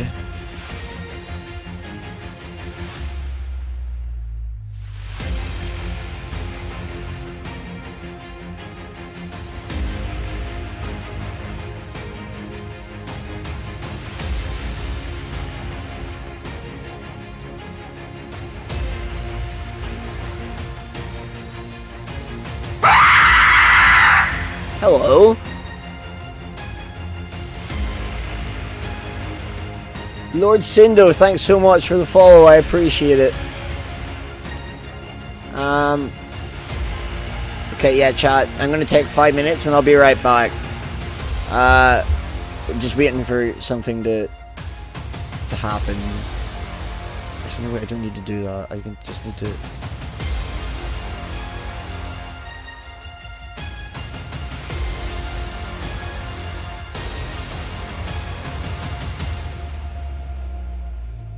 Maybe do that.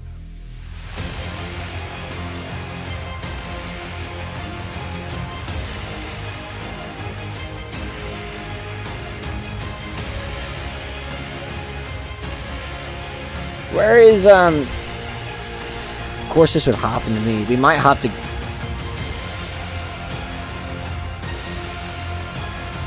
hold back on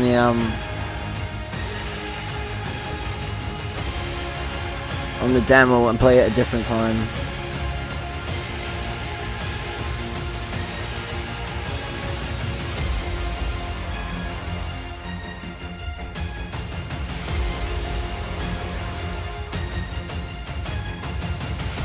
Yeah, alright, I'm gonna go.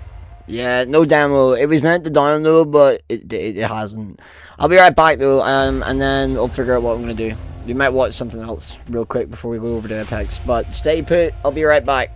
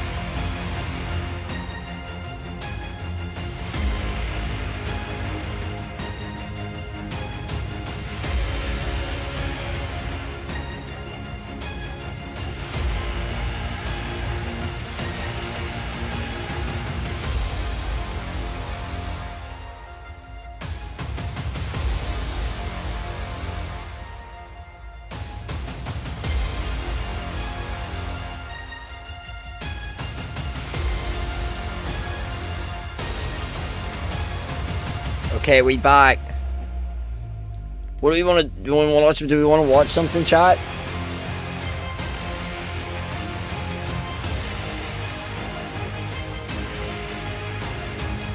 Because the download isn't going to be ready until like tomorrow.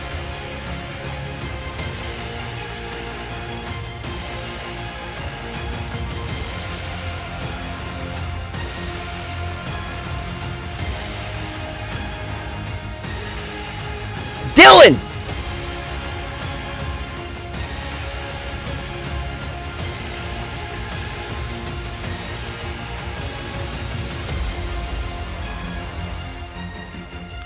Wake up!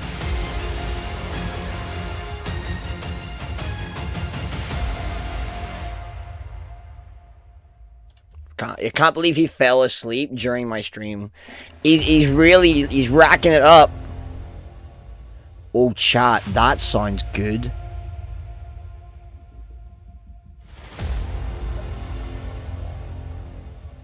Oh, chat, there's 3 freaking cop ones that has just showed up that I feel like I need to watch.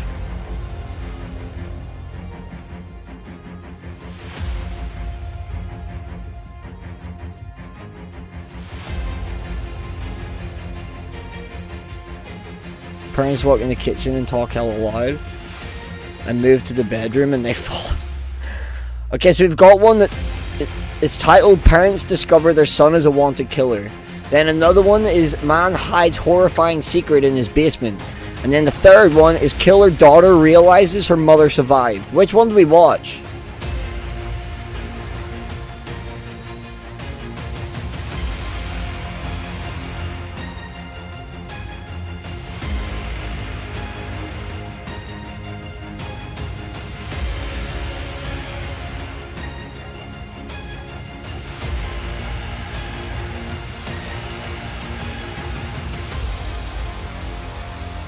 I decide we'll go with the first one.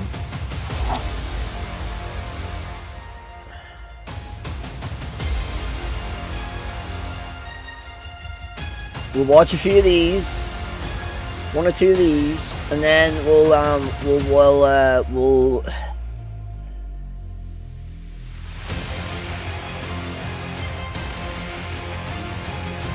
a few of these, and then we'll play some Apex.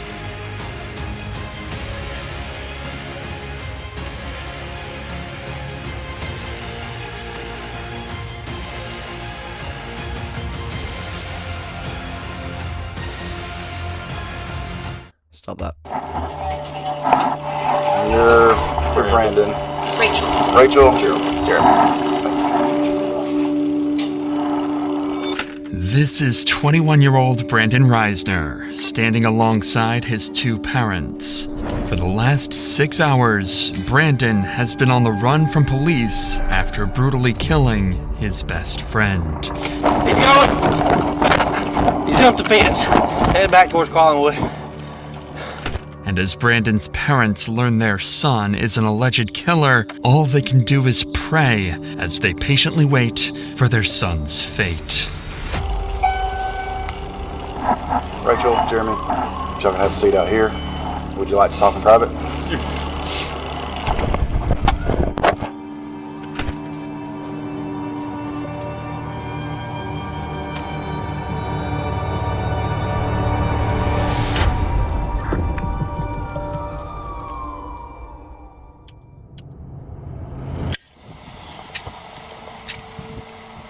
On a cold November morning in 2022, a ditched Toyota Prius would be discovered by officers in Rome, Georgia. There's nothing. That's what I was looking for. There's nothing. Why this car was ditched in the middle of a creek is something police were yet to figure out. Y'all don't think he's in there? No, I didn't know there. Okay. Son's name's Aaron Davis. Supposed to be coming to Rome to see some friends and going to Alabama to see his girlfriend. I don't think he made it there. Nah. I wonder where he's at and why his car's down there. Crazy thing is, there's nothing. I mean, there was no acceleration. It's almost like it just rode off in there or something. Yeah. Didn't go all the way up. That Southern twang is so cool, bro.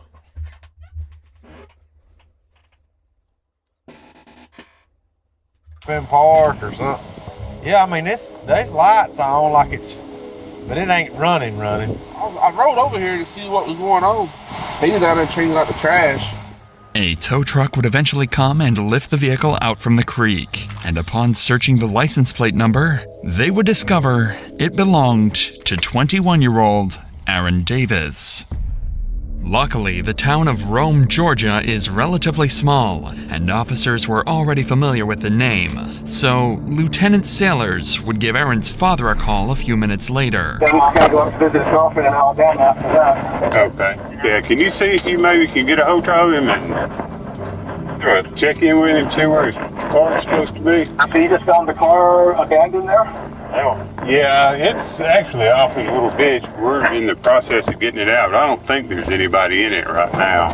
Aaron's car being ditched is just as much of a mystery to his father as it is for the police. However, he did have some useful details he was able to give the lieutenant following this call. The night prior to this footage, Aaron went to visit his longtime friend, Brandon Reisner. The two had been friends since middle school, and What kind their of a friendship photo is continued that? all the way through college. Aaron had just recently graduated from Brigham Young University, so his over 60-mile travel to visit Brandon was meant to celebrate the new start to adulthood. But ever since Aaron had left for Brandon's house, nobody had heard from him, and his phone would go straight to voicemail.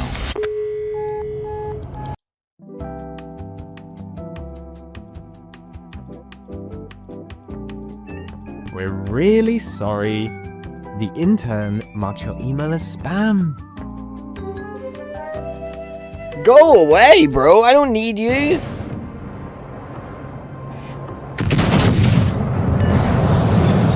Lord have mercy. Why are we getting ads? All of these strange mysteries would lead Aaron's father to file a missing persons report, and an investigation to find Aaron would officially begin. First, and most obviously, police would give Brandon Reisner a call, as he was supposedly the last person to have been in contact with Aaron. Hey, I'm Lieutenant Sailors, Rome Police. You doing all right today? Yes, I am. I'm looking for my friend right now. Yeah, that's what I was calling about. You hadn't heard from him? I have not. I've tried calling him and it's just gone straight to voicemail, and I heard he was at Heritage Park, so that's where I'm at right now, so I'm looking around. Do you guys know where the car was? Yeah, it was in a ditch over there. When's the last time you saw Aaron? I saw him last night. About what time? Well, we started drinking around like 12, noon. He started throwing up pretty bad. He told me to leave him alone. I guess I woke up around like 1 or 2 a.m. And that's when I saw that his car was gone. All right. Well, if y'all hear from him, let us know, okay? Yeah, thank you for the help, sir. All right. Bye-bye. Brandon's story made complete sense, and he even claimed to be actively looking for Aaron at the time of the phone call, as any good friend would do. It seemed like Brandon was clearly the person they needed to speak to further in order to get to the bottom of Aaron's disappearance. So a few hours later, they showed up, unannounced, at Brandon's house to get more answers about what happened the night before, this time face to face. Hey, what's going on? I'm Officer Gar with the Rome Police Department. We're following up on all this. Can you walk me through what's going on? Just make sure we're all on the same page. We started drinking around 12 yesterday. Yeah, it's you and Aaron, right? Yeah, me and Aaron. Okay. Anyone else with you guys? And we went to some bars, and I had bought some red wine. Yeah. And came back here, started drinking red wine. He doesn't drink too often, so yeah. He had gone upstairs and was just puking everywhere to the toilet. It was like standing up and puking for some reason. And I went downstairs and he told me that he doesn't need any help. I went downstairs, dropped a bottle, cut my pinky, and I went to the urgent care this morning, took a shower, went to bed. Okay. And then woke up 1 to 2 a.m. and his car was gone. Despite Brandon's strange demeanor, Aaron's actions last night connect with the ditched car and lack of response for the last 12 hours. If Aaron was a light drinker and got heavily intoxicated, who knows what he could have done while completely by himself. So, how long have you and Aaron been friends? We met when I was in 5th grade. Okay. And then we became more like close friends, I'd say, like around freshman year. We're still trying to find him. I don't know.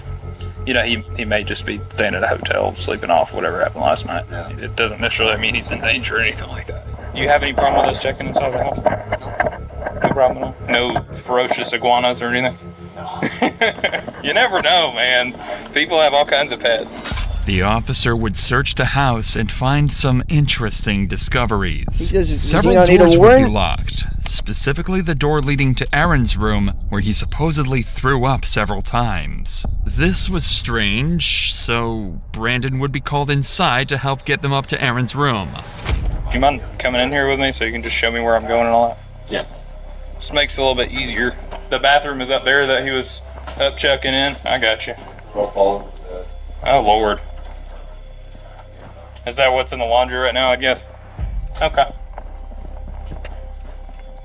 Officers would notice a strong chemical smell coming from the room and find excessive amounts of cleaning supplies. But all of that would mean nothing compared to what they found next.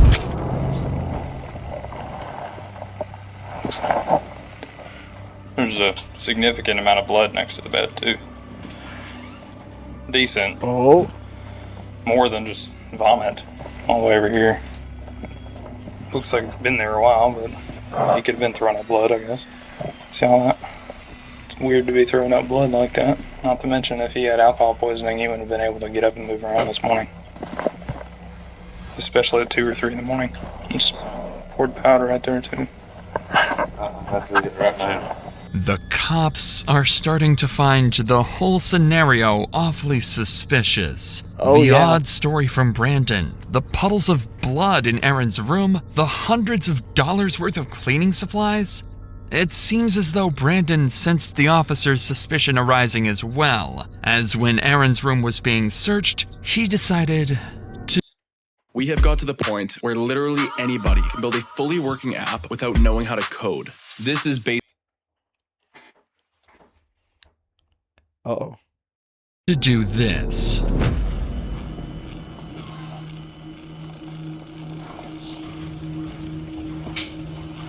Oh, my knees.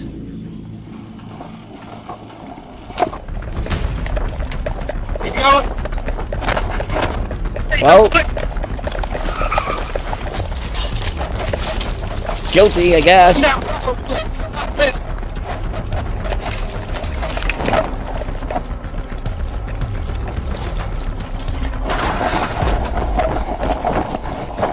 He jumped the fence. Headed back towards he took off, bro.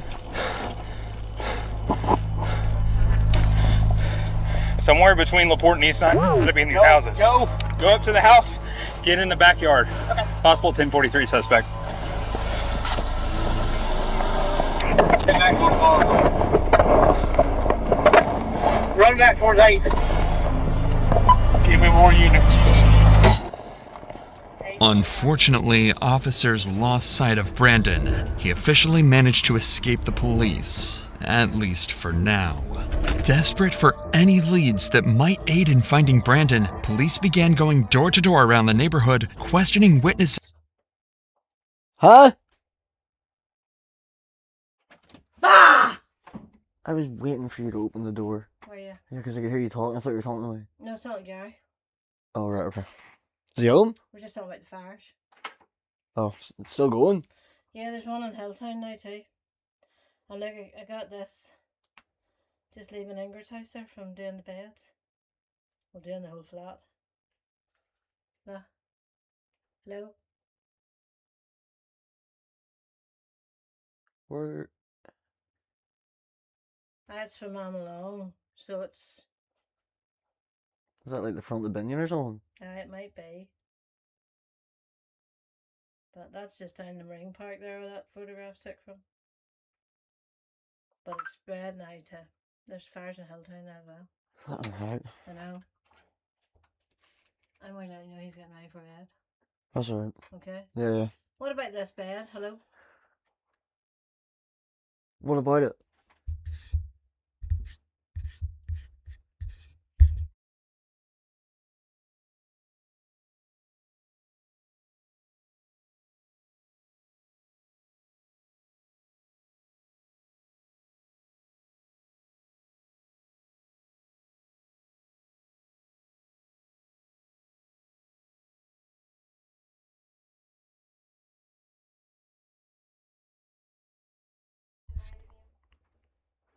Can't say. There are fires. Yeah, dude. Newcastle, and then there's one in Hilltown now apparently too.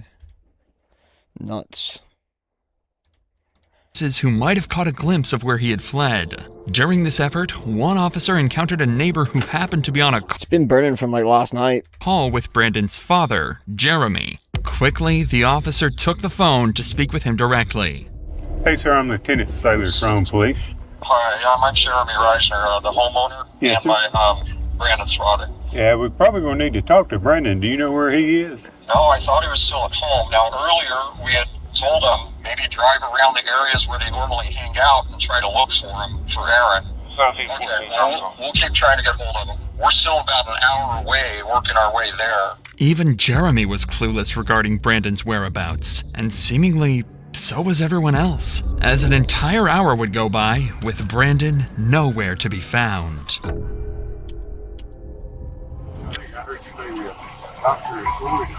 I am.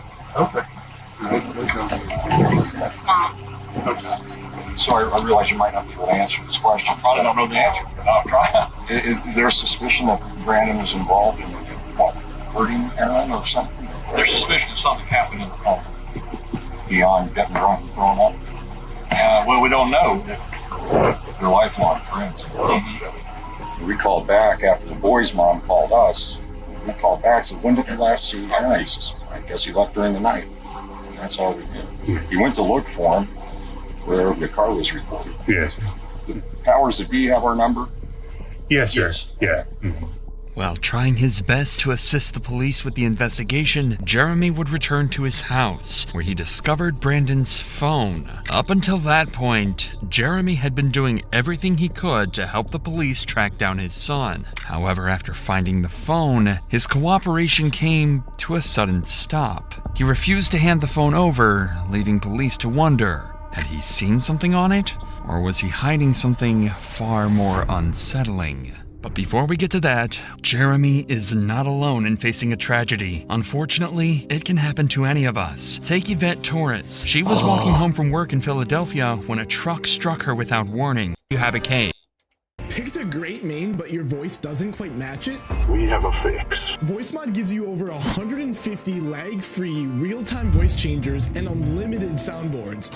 Whether you want to speak with a realistic Battlefield radio voice or clear up your comms with the voice enhancer, our app works with any gamer app that supports voice chat. Sound off of the voice that matches your main. Or assemble and deploy. Sick. That's kind of cool, You actually. can start your claim with Morgan & Morgan by visiting www.forthepeople.com/insanity found in the description, or by scanning the QR code on the screen from your phone's camera. With that said, let's get back to Jeremy, who would go on to discover Brandon's phone while searching around the house. This was a huge discovery for the investigation, as it could help trace where Brandon could have gone off to. But unfortunately, Jeremy was unwilling to give up the phone to cops until he could better understand the situation. After all, Brandon is his son, and he is innocent until proven guilty. So giving up the phone could be a tragic mistake.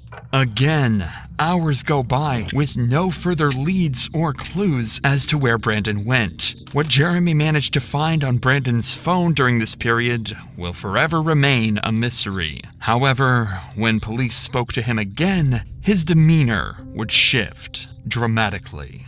What's the status? So, first of all, I understand you found his cell phone. That's right. You want to turn that over to us? Maybe. Okay. I do. My gut says yes, but at the same time, Yeah, I mean, I don't know. We'll probably need to go through it and see at least maybe where he's been today. There is a significant amount of blood in that upstairs bedroom on the carpet. But I wanted to be straight up with you. Not go home and find that. Okay. I appreciate that. Do you have a warrant? that would include the phone? No, we'd have to get one at some point, so we couldn't go into it without that. So some text back and forth. Maybe something that helps, and I know. helps him, But I can't promise you that because I don't. No, I know. Yeah, I don't know what I was in there, so I want to. I was I know, as a father, I understand that. All right. Well, yeah, I'm gonna keep walking. Something had changed. Whatever was on that phone had to be disturbing, and the officer seemed to have caught on to this as well. Because he doesn't know what's going on. But he seemed a little shocked that we're at his house. You know, he seemed respectful in the sense that he was okay with us being at his house and doing what we needed to do. I couldn't really get a feel for him. He may just be covering for his kid. He's gotta be. Him having the phone and not being shattered tells me that his son handed it to him. So he found the phone, tells us that he found the phone, but doesn't want to give it to us without a search warrant. Text messages not there. Probably. He was telling Randy that they were texting her about him asking for this man to take a nap. What are you talking about? For who to take a nap?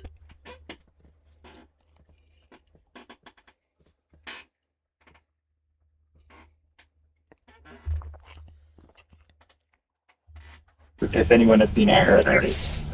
I wonder if those texts were sent since we've been here, though. These officers were spot on with their theory. On the phone, Brandon would leave an array of horrifying notes, such as, his scream became a gargle as he swallowed his tongue. I like dark places where my mind melts. It feels so good and I feel so cool. My brain's a waterfall running out of my nose like drool. I can turn myself on in the blink of an eye. They notified me as the smartest man alive. Additionally, he would leave a to-do list following the murder of Aaron. 1. Schedule last 3 songs. This was in reference to his YouTube channel where he would post his music. 2. Vacuum. 3. Laundry. 4. Shower in my shower. 5. Take bath. Tomorrow. 1. Text Rachel that Aaron threw up horribly. I think there was some blood in it. 2. I woke up and he was gone. Whether or not these exact messages were what alarmed Jeremy is unknown, but something on that phone made it clear to him that Brandon had killed Aaron. And just an hour later, Jeremy would call police, detailing that he was with Brandon and that he was willing to surrender and turn himself in. Oh? So 25 minutes later, Brandon and his parents would arrive at the station. You're with Brandon. Rachel. Jeremy. All good.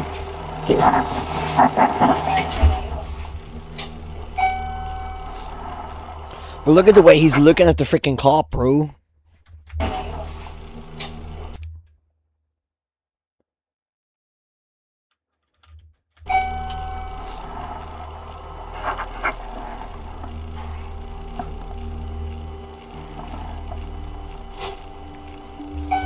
Jeremy is fine. You need help.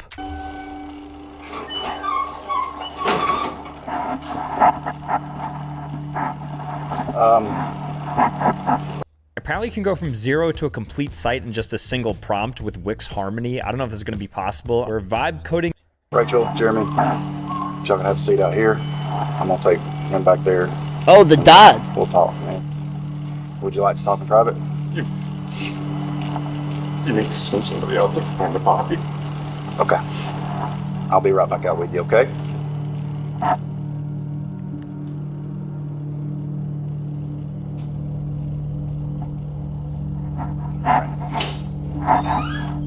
Anything in your pockets that I need to know about? Wallet and keys. Those real quick. Anything else? No. Sorry about that. Go ahead and have a seat. Now that Brandon was secured, the detective would sit him down to try and get a basic confession or any information that might ease the path to conviction. Alright, like I was saying, I'm Detective York. I work here at the wrong PD, of course. Detective York, yep, that's me. So before we get started, got some paperwork you gotta fill out. The detective would start the interview by getting Brandon's basic information and contact addresses. So I'm gonna read you some stuff before we get started, okay? You have the right to remain silent. You have the right to talk to a lawyer for advice before you are asked questions and have him with you during questioning. I would like a lawyer. You would like a lawyer. Boom. All right. Sit tight for just a minute.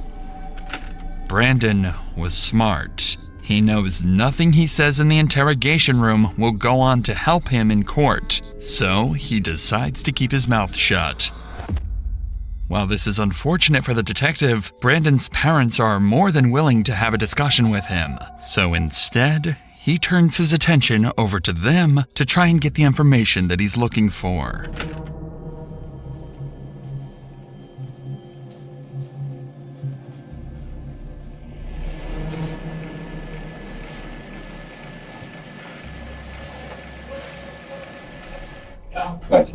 Thank you.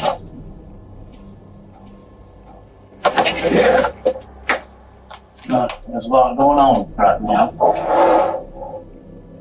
Anything that we can do to y'all right now. Need you back in 5. I can take you out. Try to show you. I can try to show you. You can try to show us the general area, yeah. Okay. There's an old cemetery. Up the hill. You turn left. Trendle, something like Trendle. Okay. We can show you all that.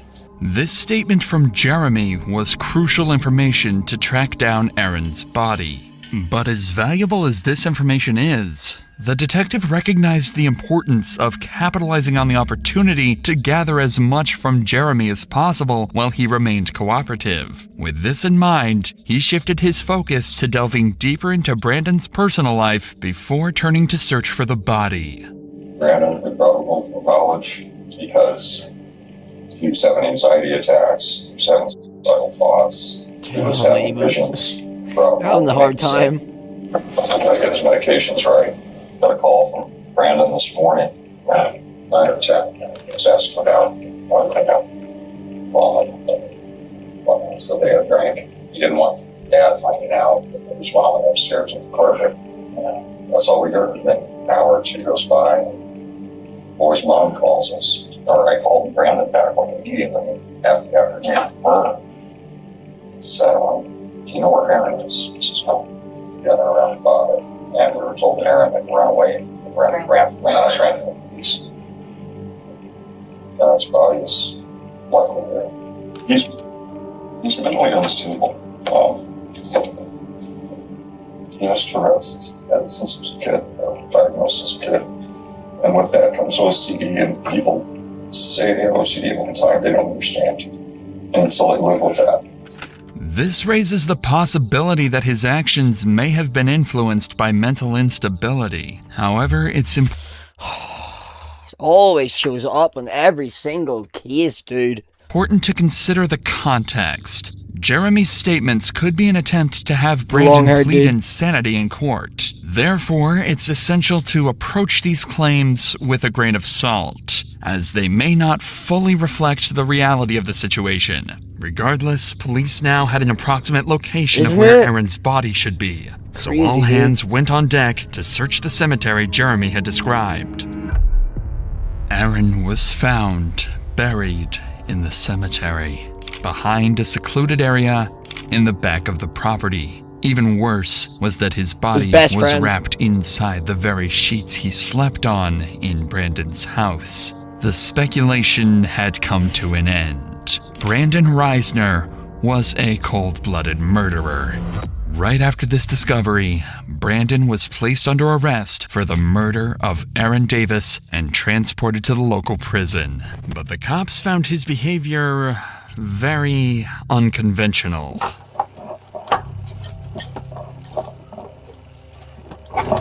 Stand right there. Go. Go up to the counter, right? Let them follow their instructions.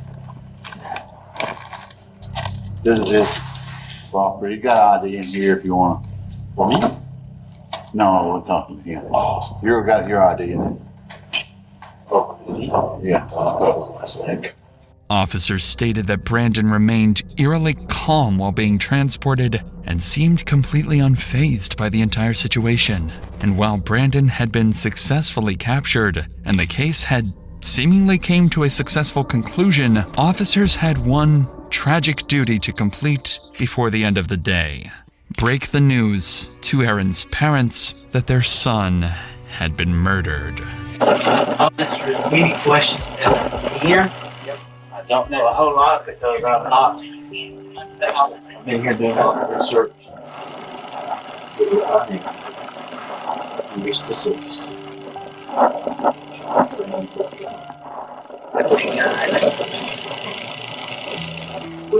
Why would he do that?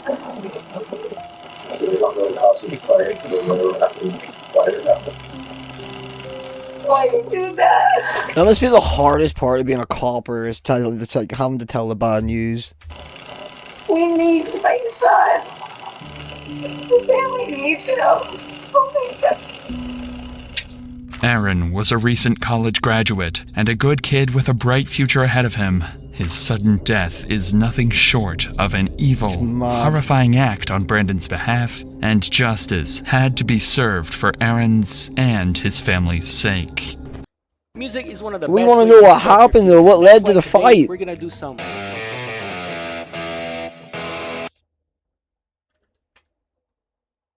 Wait, Lori husband discovers his wife is a mass killer? Vallow Daybell is a former beauty contestant. She's lost her mind. She thinks Yeah, we're down in the loophole now. We're not going to get out of this, are we? she's a resurrected being and a god. Anybody you spoke to who knew Lori back then said that she was like the mother of the year. So what makes her a danger to herself and to others? Threaten me, murder me, kill me. We're gathering together as saints, as brothers and sisters, and preparing for the second coming of Christ. She threatened to murder you? Yes. 6 months later, Vallow was shot and killed. Police say they found a man with gunshot wound who was later pronounced dead. The first death that kicked off this multi-state mystery. Inside is Lori Vallow's husband, dead on the living room floor. What happened today? How did it get to this? She said, "You're not Charles. I don't know who you are, what you did with Charles, but I can murder you now with my powers." So how does she pose a threat to your children? Lori, where are your kids? No comment? They've been missing for 4 months. You have nothing to say? Now, Lori Daybell appears to be somebody else. She has 2 missing children, JJ Vallow, Tylee Ryan. I don't know what she's going to do with them. I don't know if she's going to flee with them. She's going to hurt them. All right, is it this house or the one with the flashing lights? Right there. Cars are all gone. I don't know where my kids are. Well, get in. Oh my God. Yo, what an intro.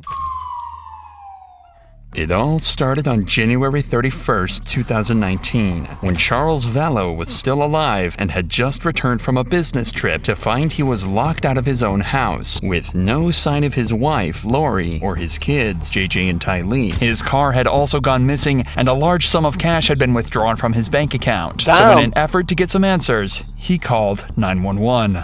So what's going on tonight? I can't get in touch with our kids.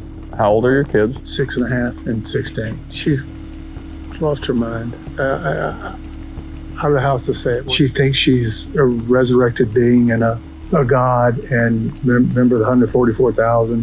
Jesus is coming next year. So what makes her a danger to herself and to others? Threatened me, murder me, kill me. She threatened to murder you? Yes. She said, "You're not Charles. I don't know who you are, what you did with Charles, but I can murder you now with my powers." Is this just all recent, or has it been going on? Been going on for about 4 or 5 years. It's gotten She got lost bad lately. She goes to the temple every day and speaks with Moroni and Jesus Christ. Last couple of days, she says, "I'm not Charles. You're not Charles. You're Nick Schneider." According to Lori, Nick Schneider is an evil spirit who has possessed Charles' body, and he believed these threats against his life were very real. In the last few years, she had become obsessed with the teachings of a man named Chad Daybell, a man well known for writing dogmatically and teaching his thoughts about the end of days, the second coming of Christ, and other more unique concepts like evil spirits and zombies. Both Chad and Lori were also members of Preparing a People, a cult who were preparing preparing for the second coming of Jesus Christ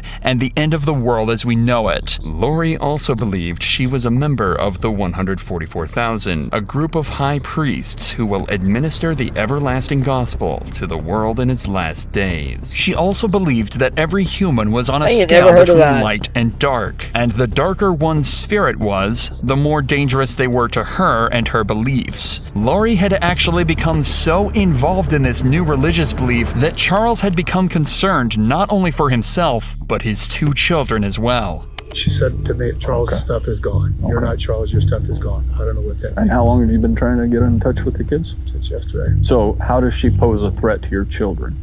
I don't know what she's going to do with them. I don't know if she's going to flee with them. She's going to hurt them. And today she said, come take the kids. I don't care what happens to them. I just want to see my boys okay, and she's got a pickup order. A pickup order can be obtained after one parent fails to deliver a child to another parent. As Charles has not heard from his kids in days, he felt he had no choice but to take action. The cops then helped Charles get back in the house, but it was too late, as Lori and the kids were gone. The very next morning, Charles called 911 again, this time directing them to a hotel in Gilbert, Arizona, where he believed Lori was hiding out with JJ and Ty Lee. This time, though, Charles had managed to obtain an emergency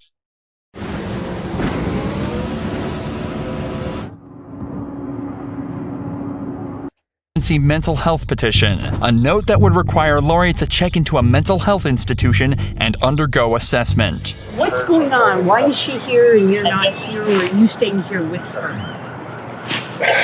Long story. She's had kind of a break from me, and I've tried to support her as much as I could, but it's gotten really, really bad lately. She's had a break.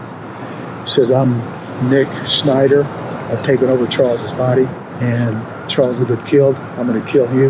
You're going to be murdered today or tomorrow. Charles had already tried to find Lori earlier that morning by turning up at JJ's school, but despite seeing her car in the parking lot, there was no sign of her at all. However, she had left her purse in the car, so Charles took it in hopes that it would stop her from getting away. This worked perfectly, as she walked into the Gilbert police station later this same morning to report her missing purse. What an idiot. But her version of events was much different. So this morning when I took my son to school, like he was waiting somewhere and like stole my purse out of the car, my whole purse. So my phone, my wallet, my money, my everything was in there. What is it like that motivates him doing this kind of stuff? Is it, did he say why? I caught him cheating and I had evidence and I told him about it, and he travels a lot for business, so I told him about it and told him not to come home and that his stuff would be gone and that his car would be gone and all this thing. So he's a little mad. She claimed that she'd caught Charles having an affair and told him not to come home, locking him out of the house and taking his car. The first of many carefully fabricated lies that would not only ruin Charles's life,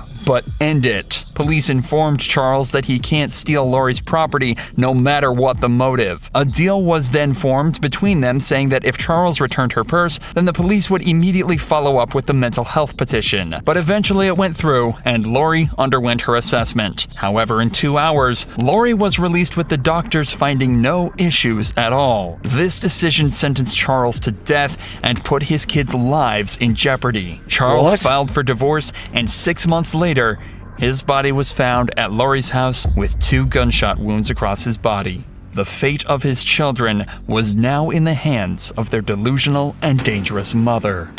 Hey, team, we got one subject down, apparent gunshot wounds to the chest. He's right here in the living room. Firearm's gonna be in the front door, in the front bedroom, laying on the ground next to a case. You wanna stay here? I'll see if I get this guy's info. When Charles's body was found, an investigation determined the shooter to be Alex Cox, a man who just so happened to be the brother of Lori Vallow. What's going on? What happened? He came at me with a bat. Okay. Was he living here or No. visiting? He came to pick up his son. Okay, is the son inside? No. My sister took him to school. Okay, so it was just you at the house? Yes. And he came, how long, what time did he come to pick up the son? I don't know, 20 minutes ago maybe.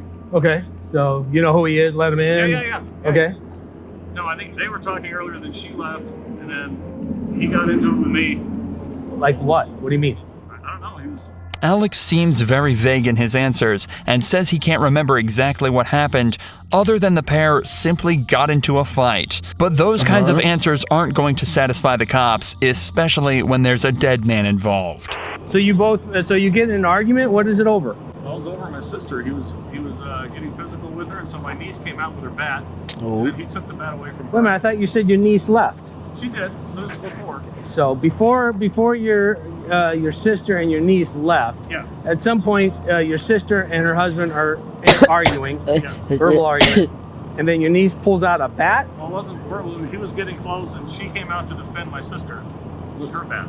Your niece. Yes. Okay. And then she poked at him, and he took it away. Okay. And then he's coming back at me, and he still got the bat in his hand. I'm like, what are you doing? And where are you at it? Where are you both in the at? living room. Okay. And then I turned around, and he hit me in the back of the head with the bat. I went to my room and got my gun. I always carry it. You went to your room, meaning the room you're staying in? Yeah. Okay, and you brought a gun with you? Yes. Do you always Yes. bring a gun? Okay, why didn't you stay just in your bedroom, close the door? Is that something you didn't think about, or? It didn't even occur to me. This final statement should actually have torn down Alex's entire argument, as it technically proves this wasn't self-defense at all. When Alex went to his room to grab his gun, he should have been able to usher his family inside, close the door, and stand his ground from there. Instead, he grabbed his gun and without a second thought, ran straight up to Charles and shot him. But at this point, there were still so many looming questions. The cops decided to bring in all parties back for an interrogation to try and get to the bottom of it all and figure out exactly what happened to Charles. Start where you think it makes the most sense. Okay, so we moved into this house 3 weeks ago because he offered to get me a house here where all my family is. We were in Houston. We had decided to separate or whatever, so he's like, well, I'll pay for a house for you and for JJ and whatever, because he's all about JJ. He's never about Tylee, but he's all about JJ.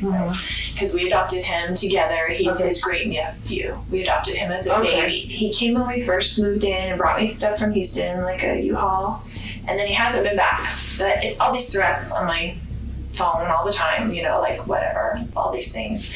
And then he told me, what kind of threats? Just, he's always mad at me, right? And he doesn't want a divorce, but I don't like him and don't want to deal with him, so that's just how it is. Like, so we married for 14 years, we dealt with it for 14 years, of him being horrible to her. Like, he gets in huge fights with her, a lot of things, but anyway. Immediately, Lori describes Charles as a man with violent tendencies who had a history of aggression against the women he had married. He doesn't seem If like she can it. convince detectives that Charles had a temper, it would make their version of events even more plausible.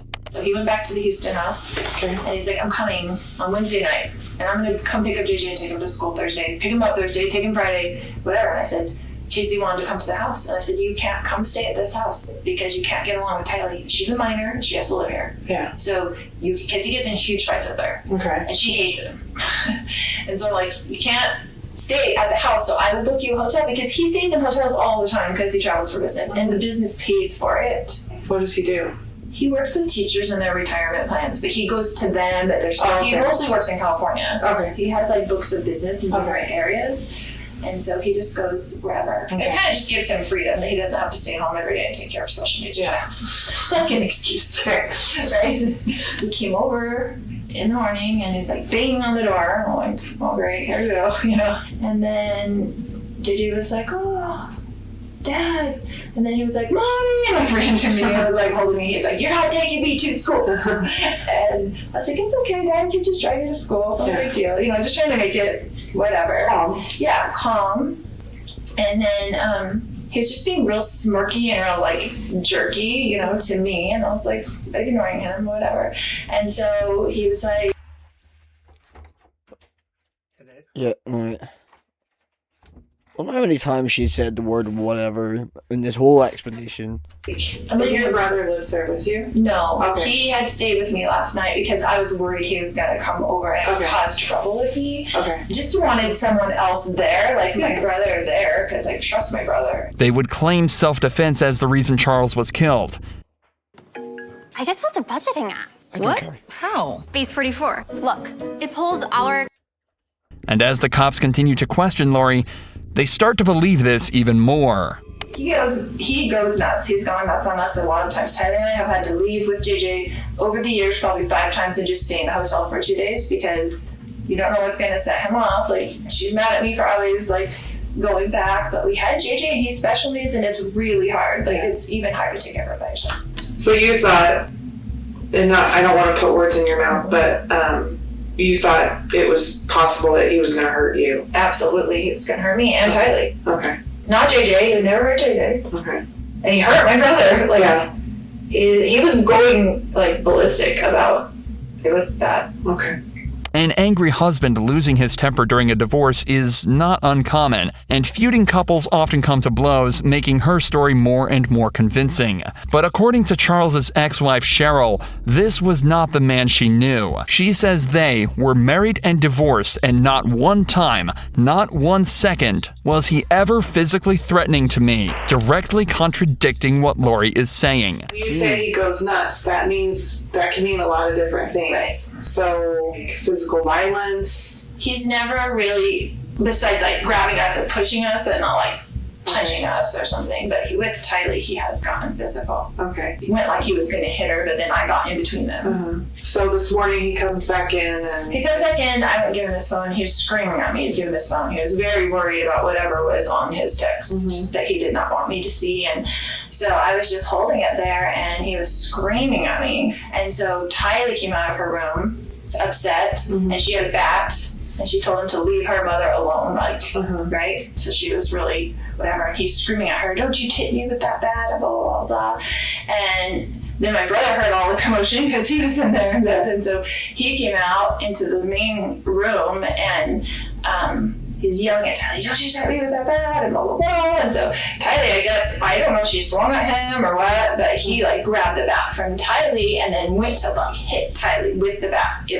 And I was right there, they were right there, and my brother grabbed him from behind, like just to stop him from hitting Tylee. They got into the thing, and he's hitting him with the bat, and they're on the ground, like grappling around or whatever. And then, and he hit your brother with the bat while they were grappling and stuff? Yes. But there are lingering questions left by the investigation.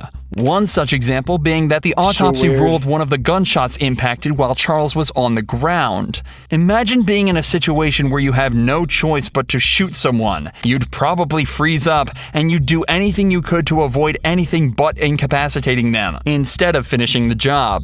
So it seems strange that Alex decided to shoot Charles a second time when he was already flat on the ground. Furthermore, it also seems strange that it would take almost 45 minutes for anyone to call 911. Although she claims it was down to shock, this is conveniently just enough time to concoct an alternative version of events, and a solid story to give to the police. Okay, so you hear the argument, you step out, what's the first thing that you see? Charles chasing after Lori. Okay. Had Tylee already gotten the bat? Did he already have the bat? Okay. So Charles is coming towards Lori. He's coming towards Lori, and I shoved him back. Okay. I said, what are you doing? Because he's coming at her aggressively. Okay. He's a big dude, so I wasn't gonna. So he's coming at her. Yeah. And you shoved him back. Yeah. What happened right after that? So I went into the bedroom where he was staying and grabbed my gun. I came back. I said, put that bat down. He's like, what are you gonna do? So you're gonna threaten me? I was like, no, I'm just gonna defend myself. So you put that bat down. And he goes, what are you gonna do it like that? And he came at me. Okay. And he'd already hit me in the head. So you gave him, how many times would you say you told him to, like, put the bat down? Once. Once? Okay. And then he started advancing towards you? Yes.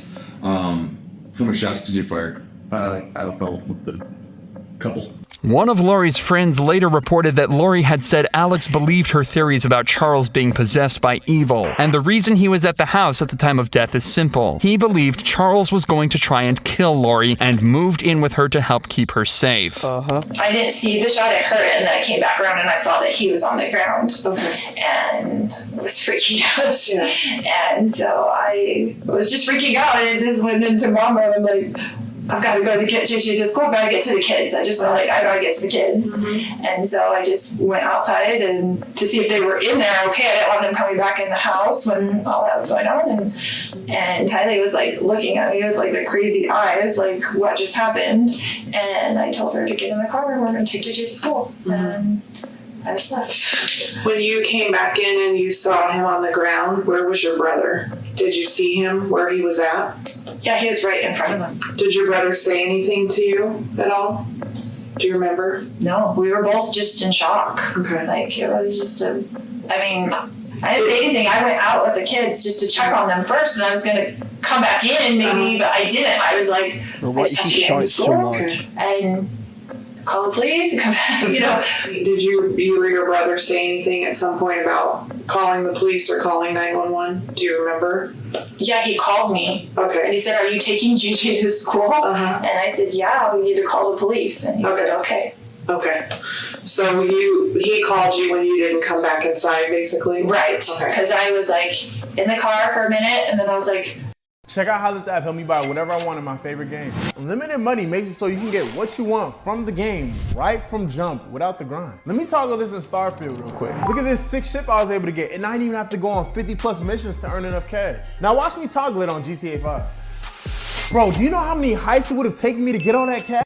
what do I do? It looks on the surface that an enraged Charles stormed the house and started shouting at Lori. Alex decided to intervene, fearing for his sister's life, but what started as a disagreement quickly turned into a fight, one that would end with Charles lying cold on the ground. And Ty Lee seems to back up what Lori and Alex said when she tells her version of events. I opened the door, and it was my stepdad, and he was just screaming at both of them, and so I just kind of stuck the baseball bat out there, and then he just grabbed it, and so I fell to the ground, and then my uncle I saw him take a step back, so my uncle, I think, grabbed him and kind of took him back so he couldn't do anything, and so my mom said to go with JJ, and so I ran out the door, and then I kind of just stood there, and then eventually my mom came out, and then I heard a noise, which I know what it was now, but it sounded like someone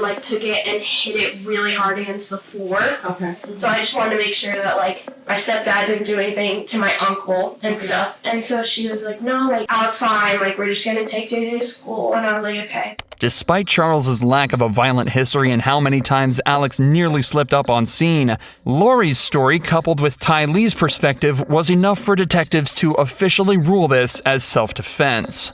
But the death of Charles Vallow was just the tip of the iceberg, and investigators quickly discovered that Lori had become entangled in the world of a seedy cult that would turn this seemingly perfect mom into a stone-cold killer. Lori, Nate Eaton with East Idaho News. Can you tell me where your kids are? Where are your kids? No comment. No comment? They've been missing for 4 months. You have nothing to say? Listen, just tell people what's happening. There's people around the country praying for your children, praying for you guys. Why don't you give us answers?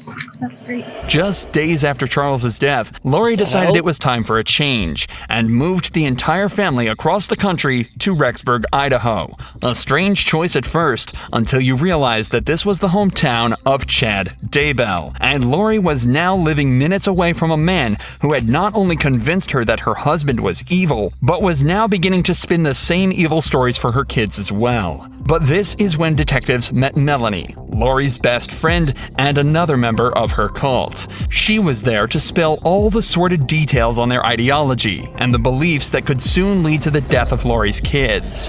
Chad had just said that it's some childhood friend that Charles had, and that he died, and then he came back as he didn't ever leave. He was an unclean spirit that got trapped on the earth, and he was now attached to him for years, and he'd been studying him, right? And his behaviors and stuff like that. And so then he pushed his spirit out of the body and took over. That's what he said. Pushed Charles' spirit. Yeah, so his spirit now moved on. So she believed that Charles was gone. He was already gone. So she was treating him like he was Zack Snyder. This is all extremely confusing, but simultaneously eye-opening, as it gives us a direct window into what Lori believed about her own family. Apparently, she thought Charles was possessed by a dark spirit, and by that point, he was already gone. The problem is, she thought the same for her children. Charles had corrupted them, and they'd turn into zombies.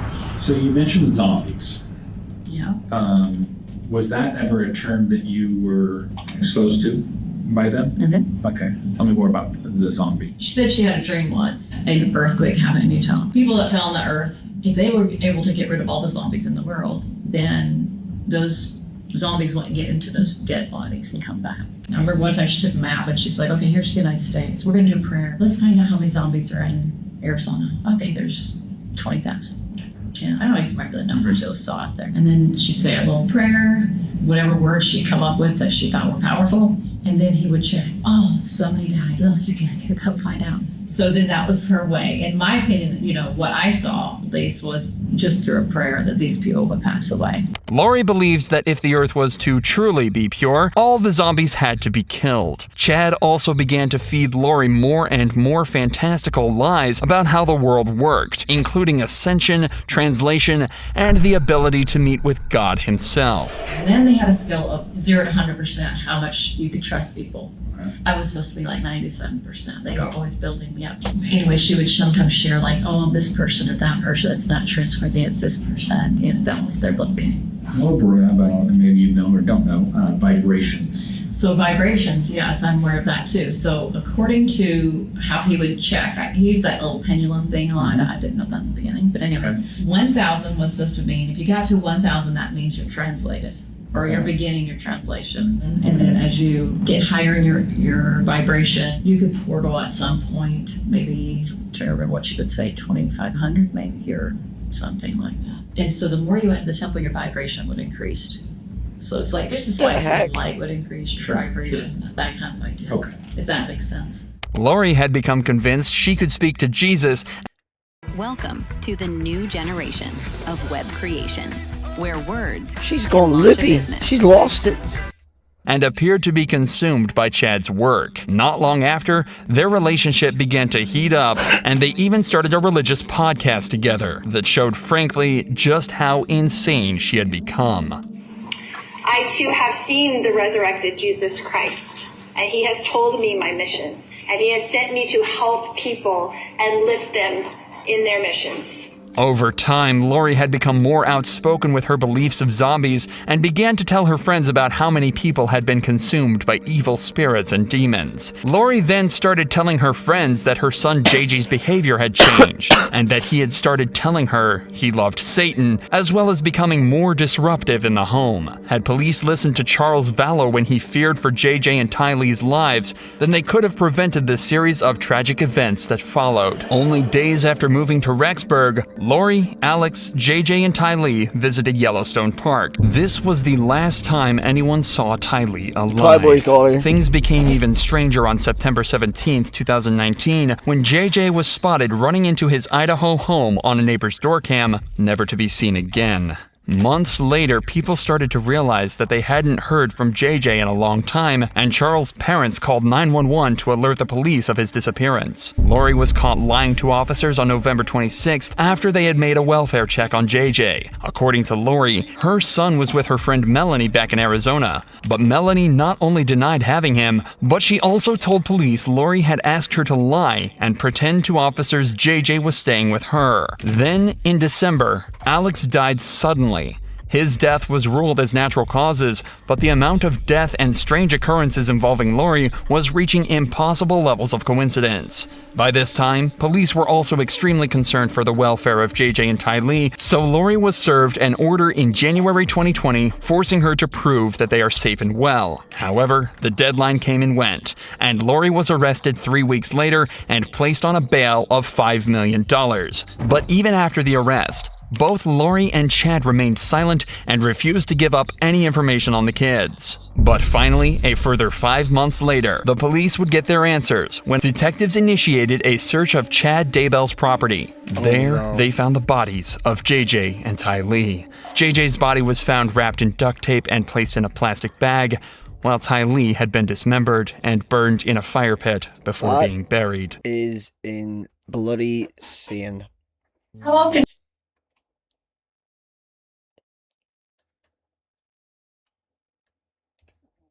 That's actually nuts. I understand what goes through people's heads sometimes to do the things that they do, but sure, do you know what I mean? Like, that's not just crazy. That's full-blown bloody insanity, that. Without a shadow of a doubt in my mind, that's what that is.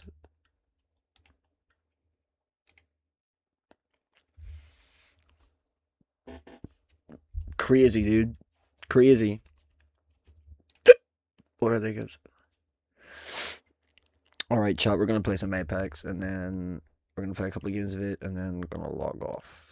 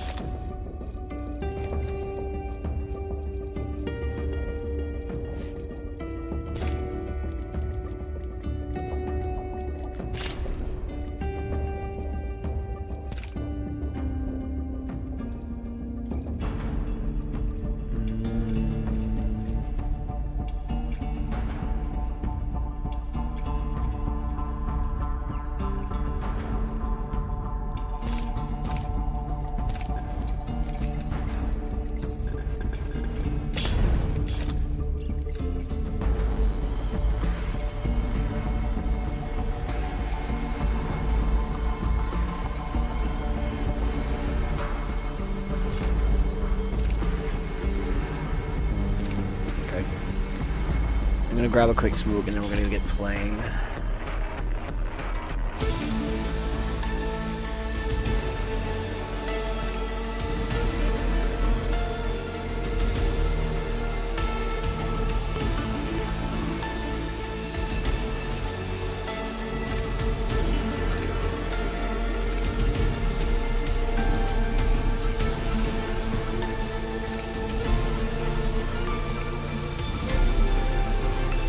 Weird. Right, okay, I'll be right back.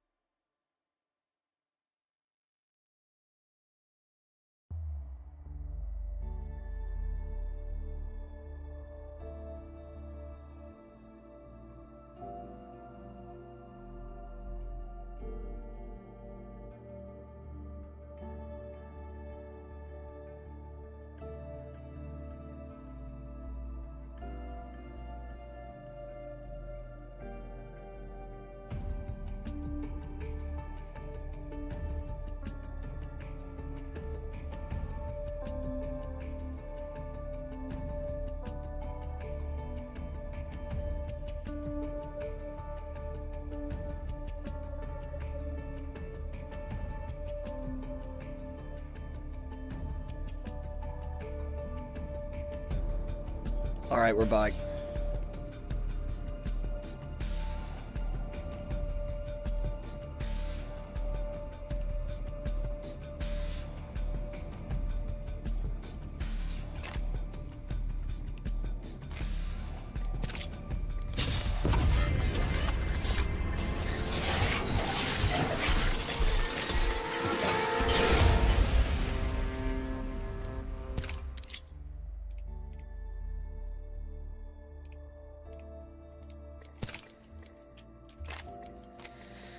Okey-dokey.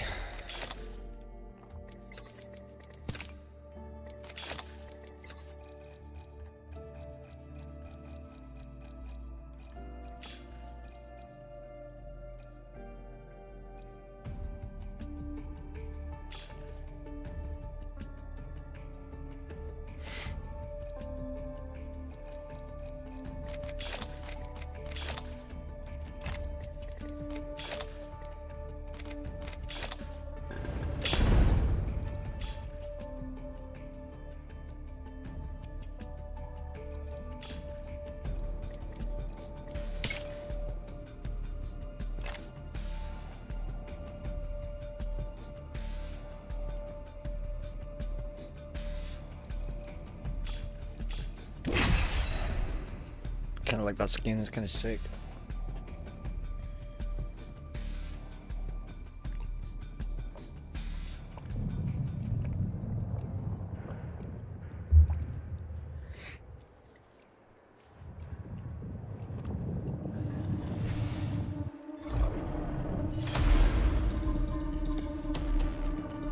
Oh no, he's gonna take Alter. Always entertaining. Rest assured, I will accept nothing less. The winner's out there looking for you. He will find you if you let him. Literally all three of the characters I use. Good lord.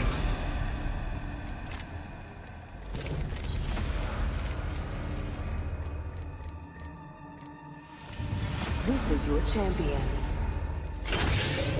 Just want to give a shout out to all my fans watching. Hola!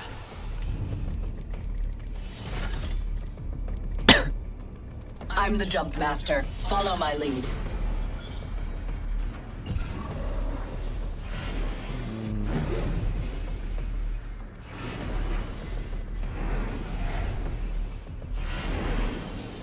That is an ideal landing place.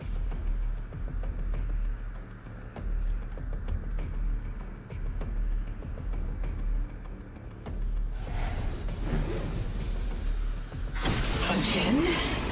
Again.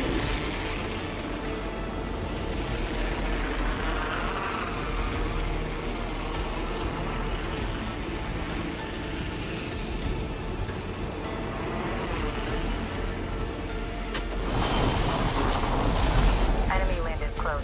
Their mistake. Enhanced my weapon. This weapon is enhanced. First blood. First blood and the chaos begins. Getting shot at. I'm down. Be grateful I'm coming to assist you. Green countdown.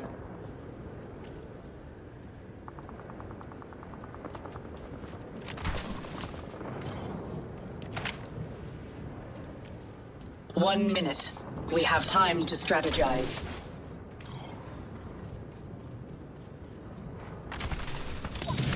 Come on, get up. Don't let her get me killed. Evo harvesters are now available. 45 seconds and a nearby ring. We strategized effectively.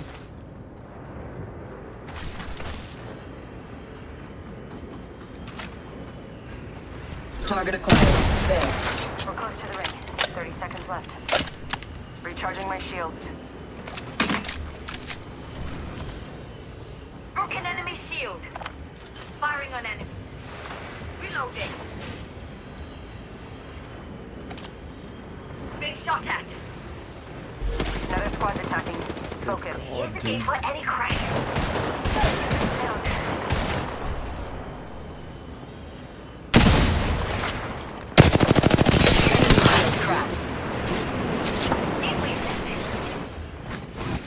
right out.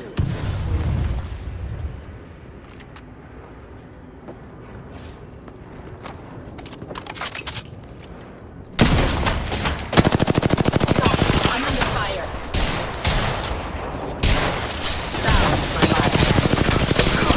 Like a rat in a trap. Enemy shield cracked. I'm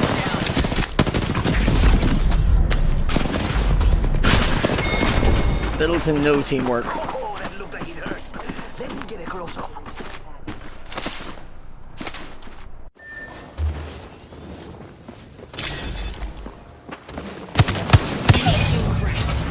Took down an enemy. I leveled up and it comes with a fancy upgrade. Chosen upgrade. I'm itching to use it.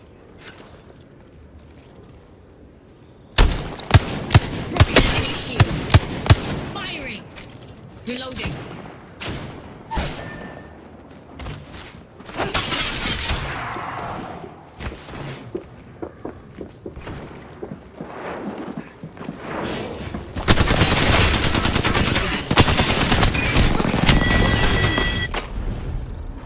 Lord above.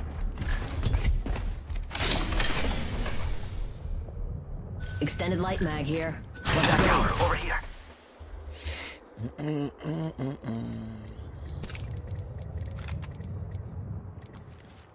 Optics here.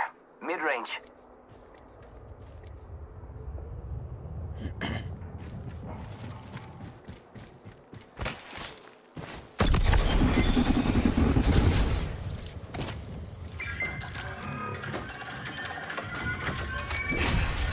Thanks.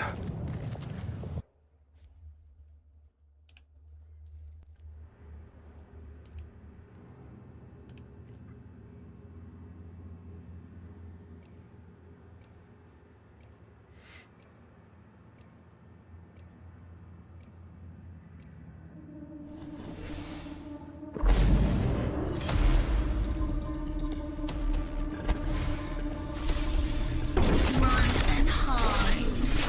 I'll enjoy doing the seeking. Speed isn't life. It just makes life go faster. Either you're with me or you're against me, or you're with me and against me, because, I'll be honest, that happens sometimes.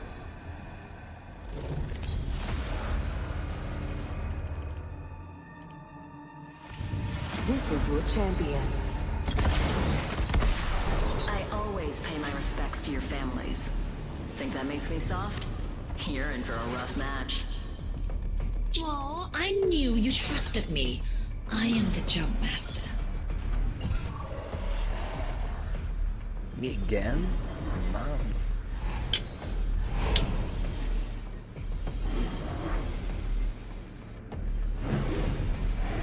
That looks like a fun spot to land.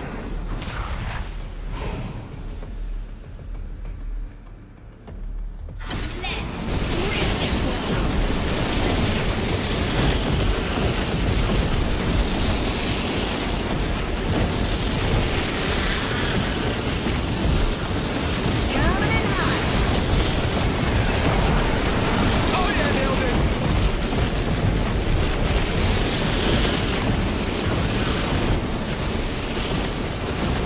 Their thing is so. Oh my god, you're kidding me. It's so freaking loud, dude. Oh, someone got the party started. Round one. Beginning ring countdown. Weapons does this enhanced weapon make me look scarier? I bet it does.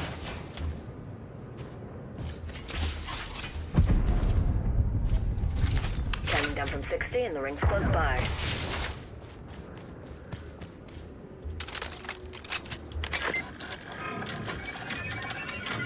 Got my weapon enhanced.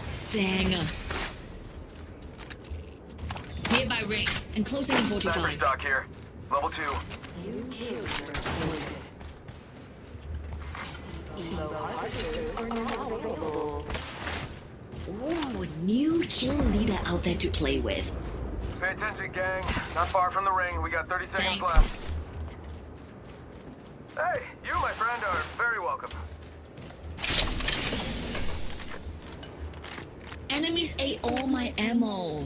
Have to find more ammo, then enemies. barrel stabilizer here. Level 3.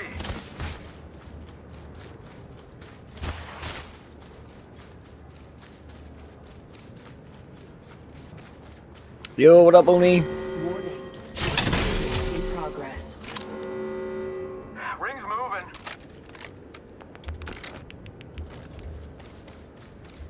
Taking fire. Wait, what? Bamboozles for the foolsel. Oh my god, I literally don't have the alcohol.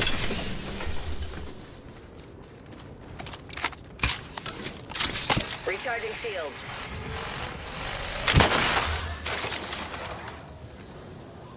Opening cracked shields on that bandit. Reloading. Reloading. Thermite out. Sending a decoy. Okay, wait, how do I know that I'm not the decoy?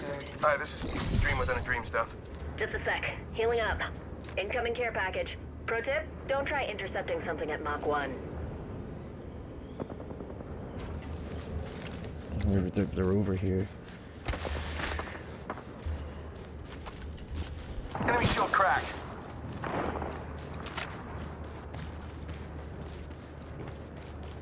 Fox 3 launching missiles. Recharging shields.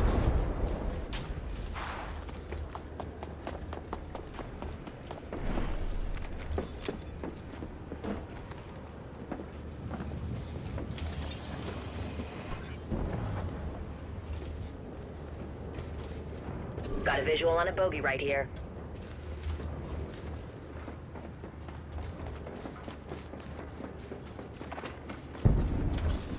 Bogey clipped me. Firing. Reloading. Did she drop down? She did.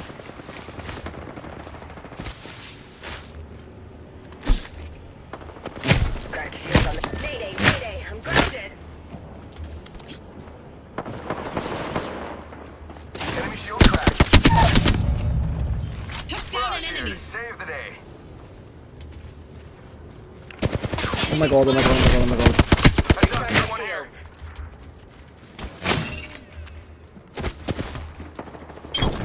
Reloading.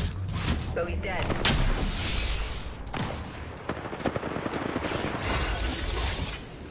Confirmed splash on whole squad. Tossing a thermite. Got a level and an upgrade. Holding. Hold up. Healing.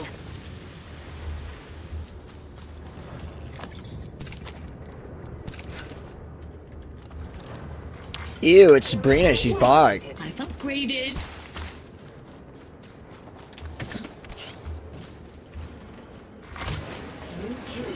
Let's go here. Hold on, recharging shield. New kill leader. Whoa, enemy positions marked on your map.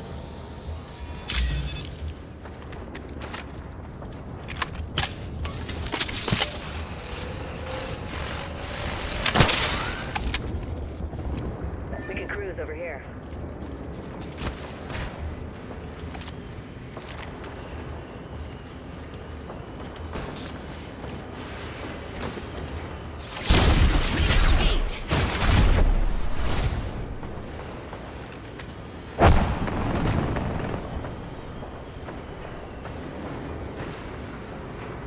Where they are, I can't. There's a clueless bogey out there. Enemy shield cracked. Hit an enemy. Yeah, it's quite warm over here too. Under fire. Recharging shields.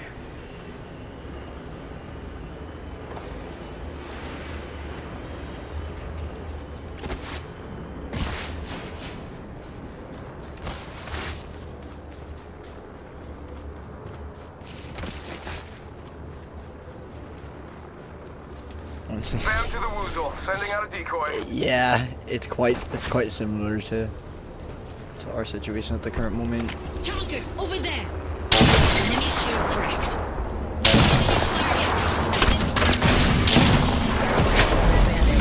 Reloading. Reloading. Give my shield to recharge. Getting healthy. I'm done now.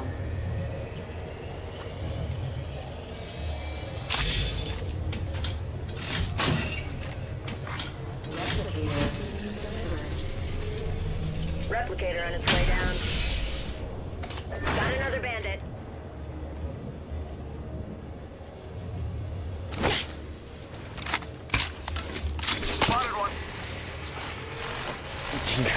stuff. Come over going swimming. Yeah, you bet getting there is going to be the hard part, isn't it?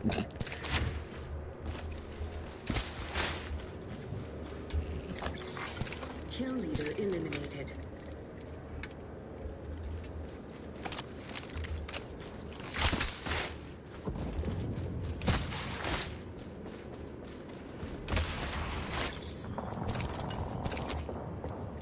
One minute until close. Rings nearby.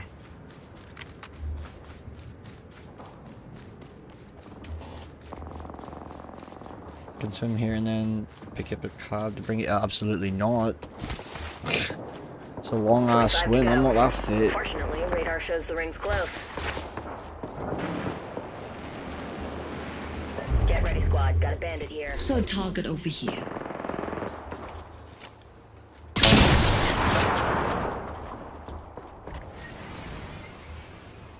We got another squad extending to engage. Firing. Shields recharging. Reloading. I would make it. Barely. Over there.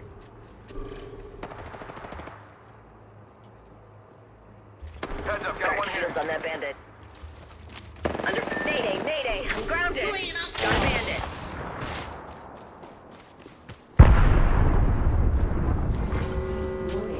Yeah, I think this place needs a little more. Mirage here to save the day.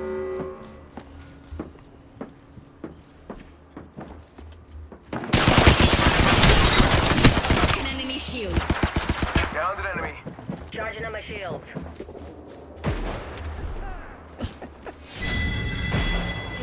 Sorry, just can't let down my fans and stay outdoors. Incoming care Have you package. seen my fan art? Click it. Don't try intercepting something at Mach 1. I've been down. What? Non terre plus ultra.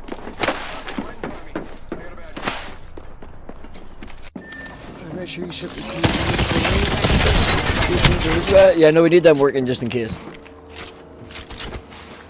Charging on my shields. Got one here.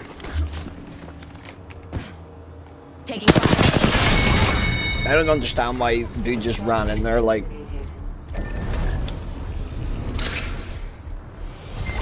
Mental. Dilator. I'm at the max level. This upgrade is gonna give me amp here, overflow healer. Countdown. Amp here, infinite ammo.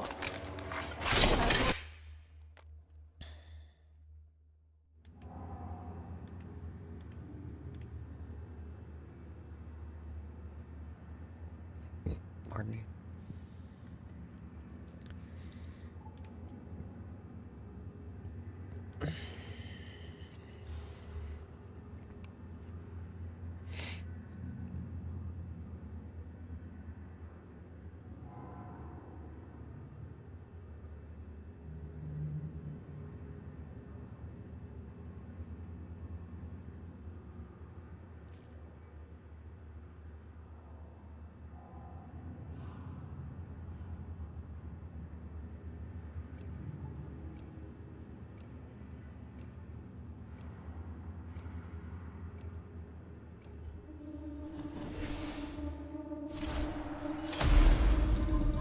I've seen it all. Nothing surprises me.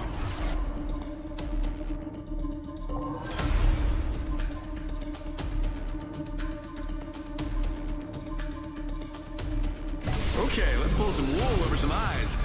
Not the steel kind this time. Ouch. Run and hide. I'll enjoy doing the seeking.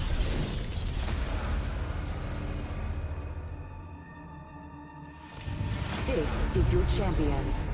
This will be fun. Can't wait to win.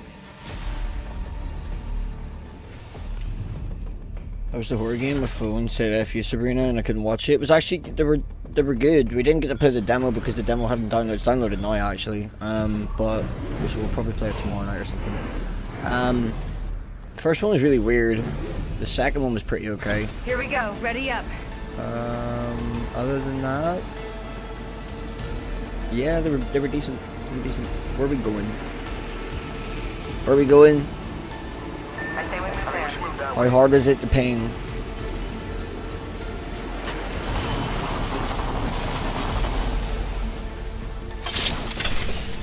I don't understand why people land up here. Energy ammo here. Barely anything there. First blood. Should have seen that coming. Energy ammo here.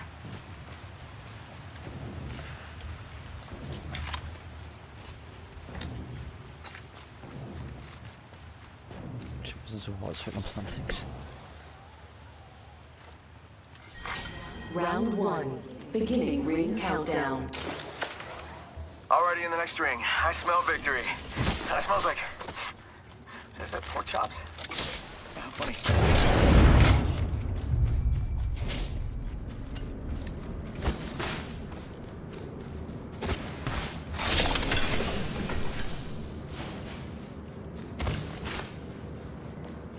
Got extra supplies here.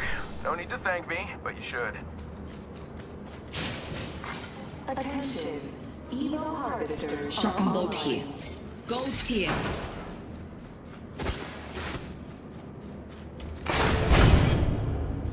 I need to find shorts. It's really struggling over there, dude.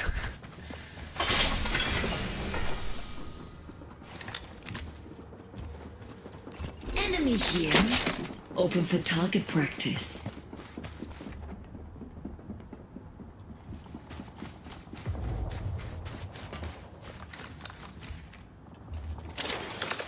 Yeah, I think this place needs a little more me.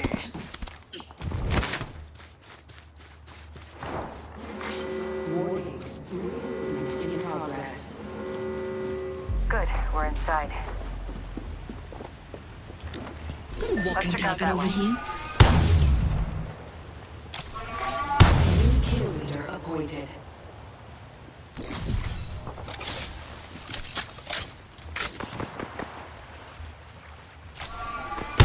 Enemy shield cracked. Firing.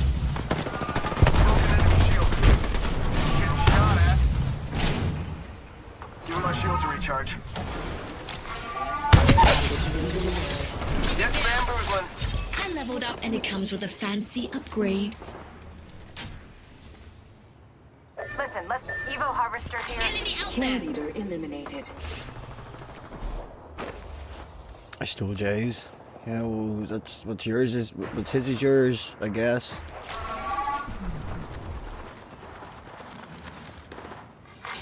New kill leader appointed. Frag out! Someone's got to take out the new kill leader. They're too cocky. Get Throw this an arc gun. star.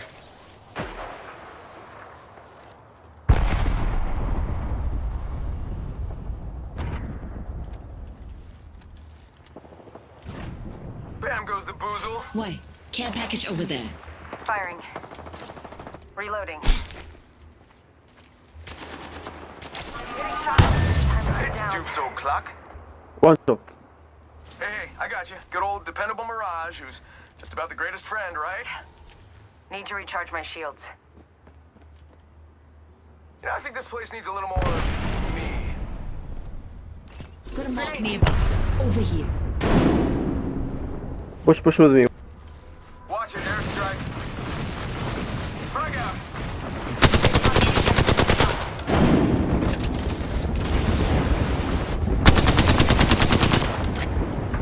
Throwing thermite grenade. This time I'm down. Dang, looks like it's just us. Bam, there goes a boozle. Or something like that. Okay.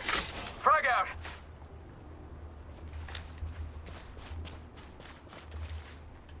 Got the banner. Time to get a beat. Yeah, getting shot at.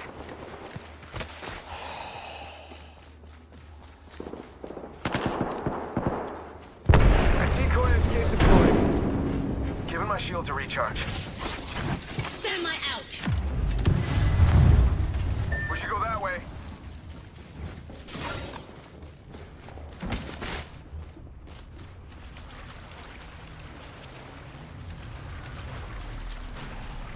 I go back to the Hell Knight. Are you inside or outside? I'm confused.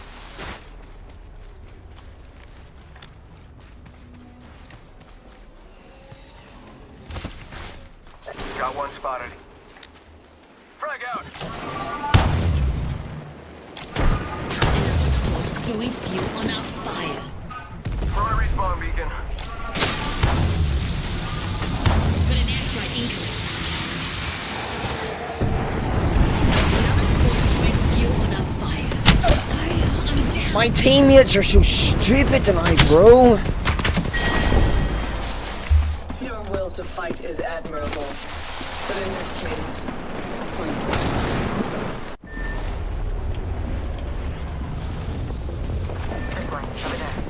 Should literally be doing something, like everyone's doing something different. They're not doing the same damn thing, and then you end up getting pinched by 2 or 3 squads because everybody picked a fight with all these people. Spam to the woozle. Sending out a decoy. Juke to the rescue.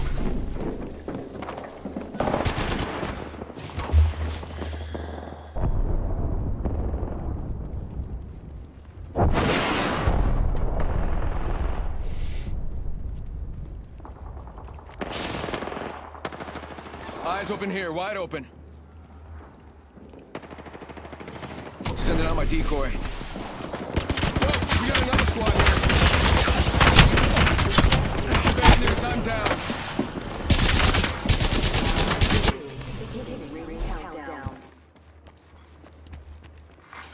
Attention, delivering replicator. Got a replicator incoming.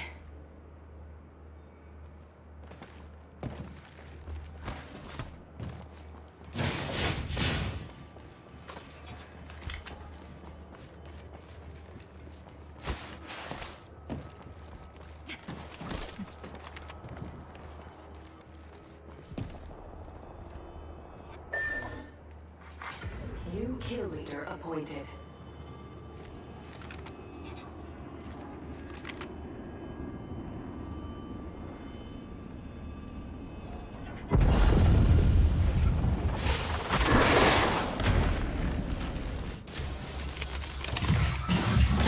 Got our squad mate scanner. Phasing.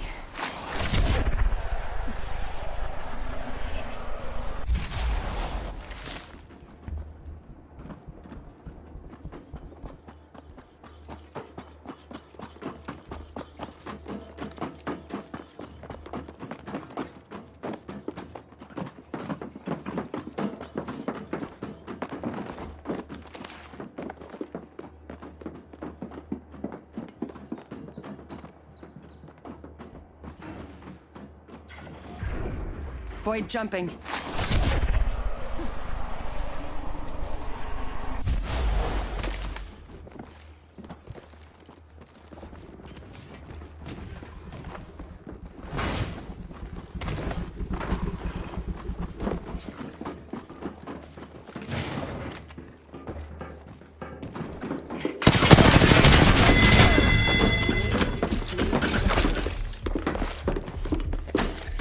We have company.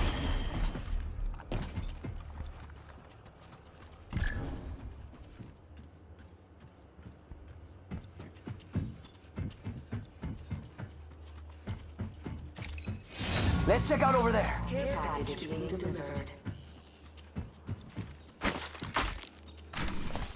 Sniper arsenal here.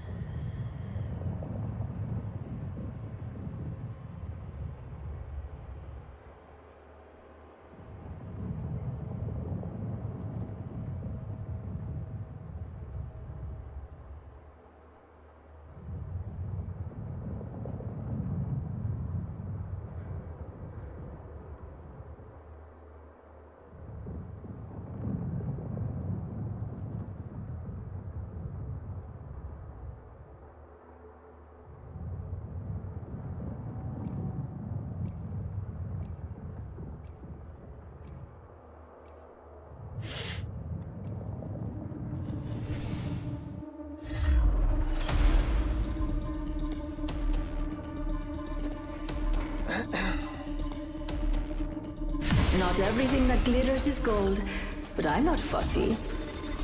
I'm only headed one way. And that's up, baby.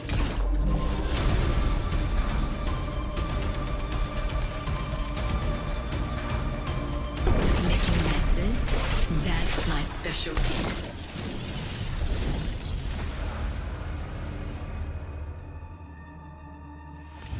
Introducing your champion. I'm speechless. I mean, actually, I wrote a speech. Yeah, forget it. Let's just fight.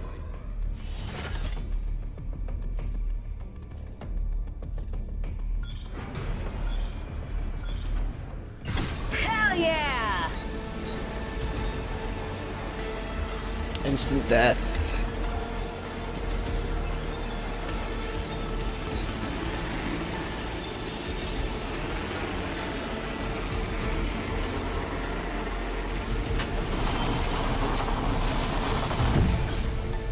Throwing jump drive.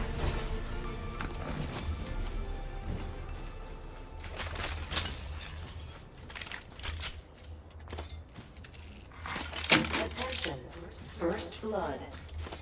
They won't stand a chance against you, beautiful. First blood already. That's what happens when you get too excited. Holy crap. That scared me. Let's see what we get. Good. We're already inside the next ring.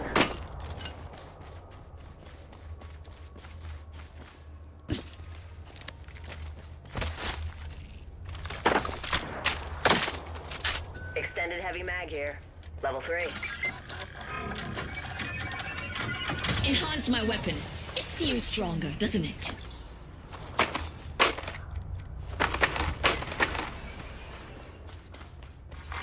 Attention.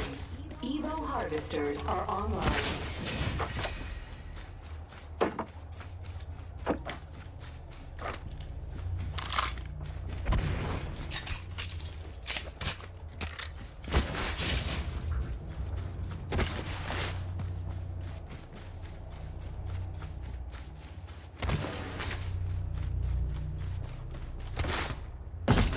Anyone up for some shopping? You are coming home with me tonight. I wish I was, Luba. New kill leader? Interesting. Warning. Ring movement in progress. Great. Safe to touch down. We're already in the next ring. Got my weapon enhanced. Danger.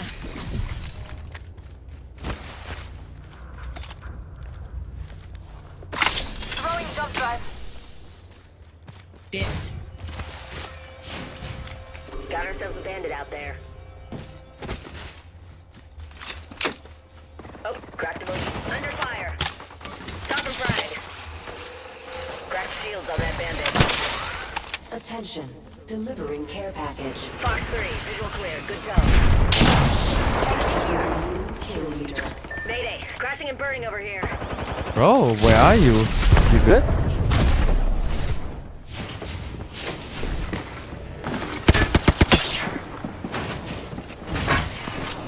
Shot in an enemy shoot. Taking fire. Stand our ground here. Don't drive in position. Tuck it down. Recharging my shield. Ha! Another one down. Yeah, he's resting. Last one's resting. He got one up.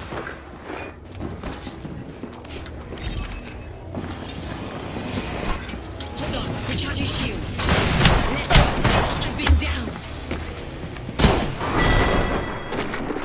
What's your costume? Sub-average intelligence.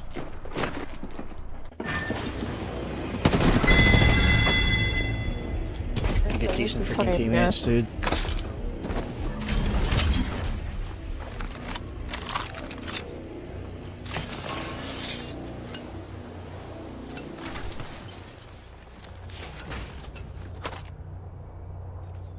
Got an upgrade. Esto na.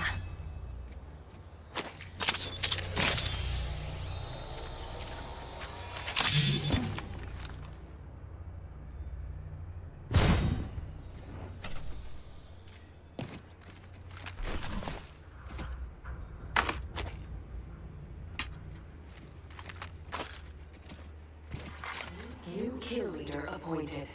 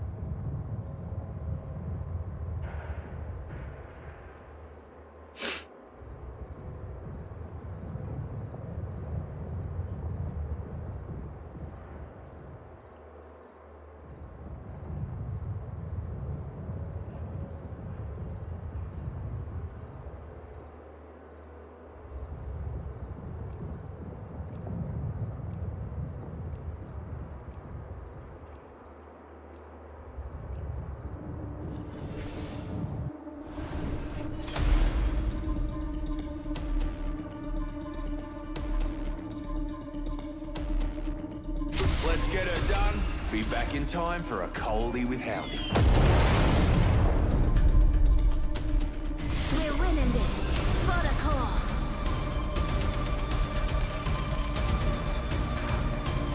The world is a nice place if you're there to watch it crumble.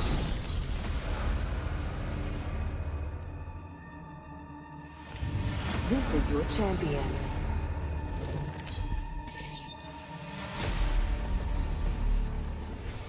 I'm the jump master. 相信我啦, I'll find us a perfect disaster. One or two more, and then I'll probably call it a night.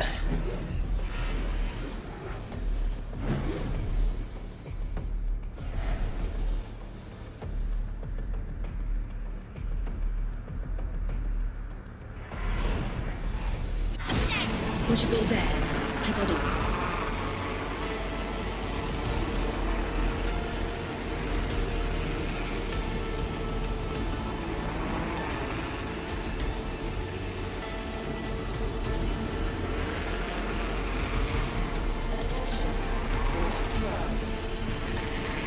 First blood.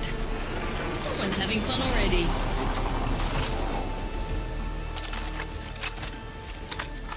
Weapons enhanced and ready to dance. Enhanced my weapon. It seems stronger, doesn't it?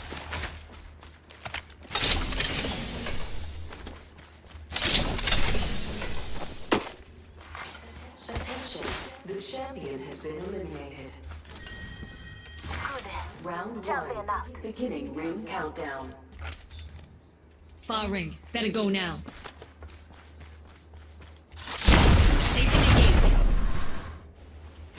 Rings closing in one. Oh my god, can I get a freaking gun, dude?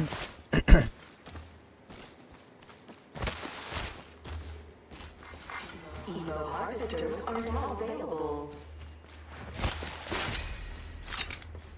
Ring's fine, closing in 45. Last This one is in, owes you insane, 12 man.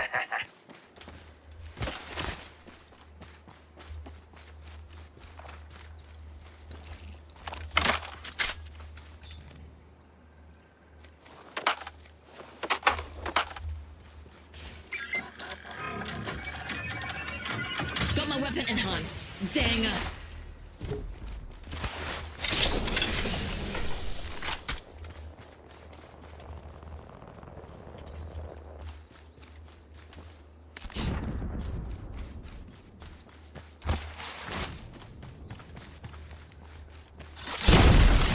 For any crashes. Got some extra supplies here, Pops. Listen up, fellas. The ring's moving and we're on the wrong side of it. Extended light mag here. Level 3. Shotgun bolt here. Level 3.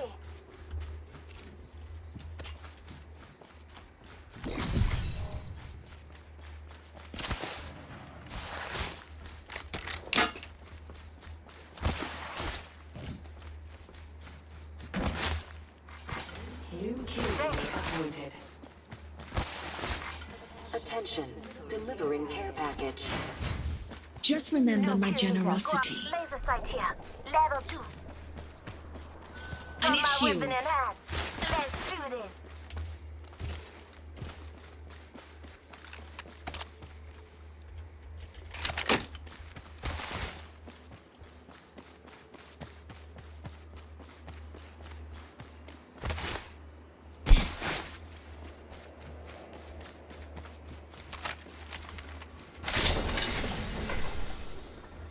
Backpack here.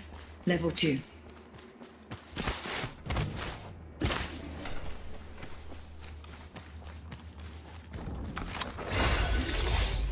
Picked an upgrade to give me the upper hand. Ngoi sai.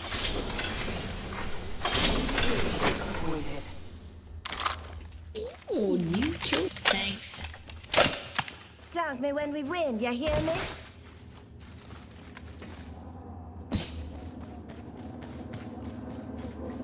Got a walking target over here.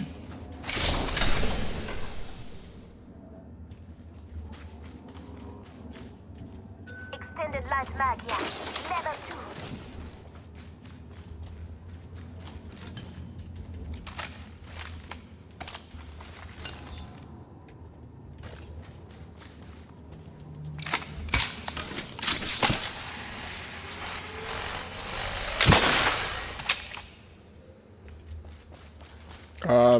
Okay. I don't know what language that is, Sabrina, but thanks.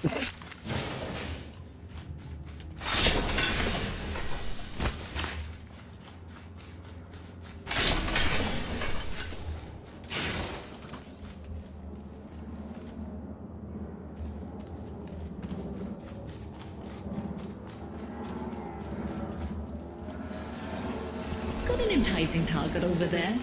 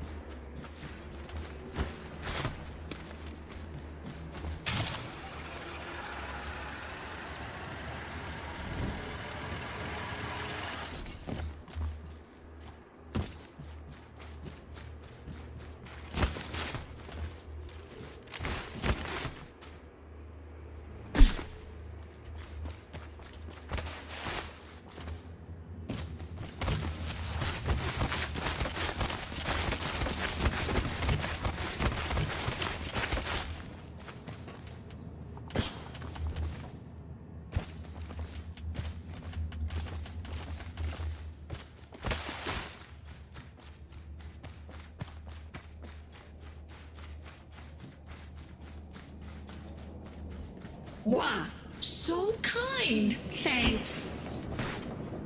I got you. Now keep moving.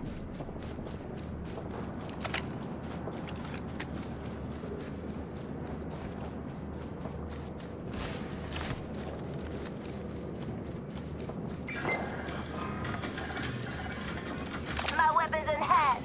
Ready to die. Eliminated. Half the squads are gone. Wait. I hooked them.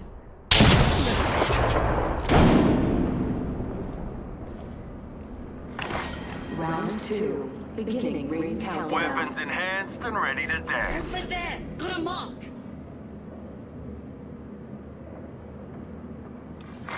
Attention, delivering replicator. Got a replicator coming down.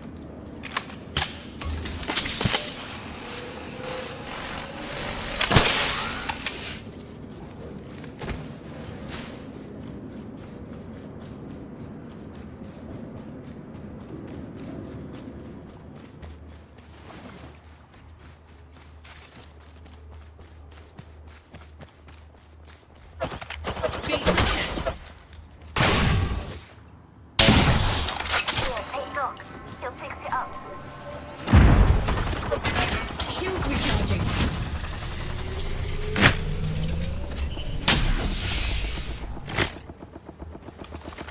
1 minute and the ring's being distant. Proud of you fellas. Throwing Oxstar. Mini shield cracked. Firing. Space shield. Nearby ring. I'm closing in 45. Reloading. Mother loads dropping. Hold on to your hats. Knuckle cluster out. Another squad's joining the fight.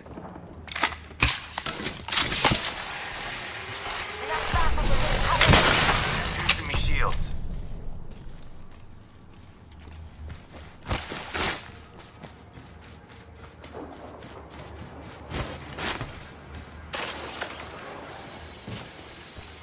Spotted an enemy there. 10 seconds. The ring's Wait, up target there. Enemy over there. Got an enticing target over there. In progress.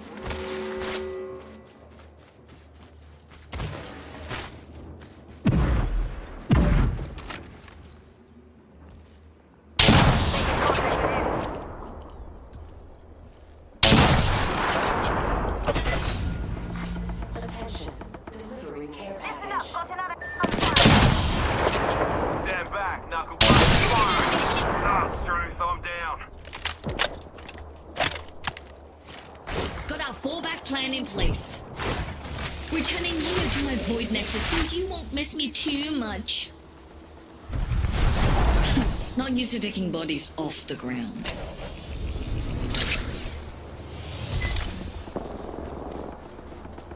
Play recklessly. I like that. Boosting me shields. You're coming with me, Doc. Enemy. I'm down.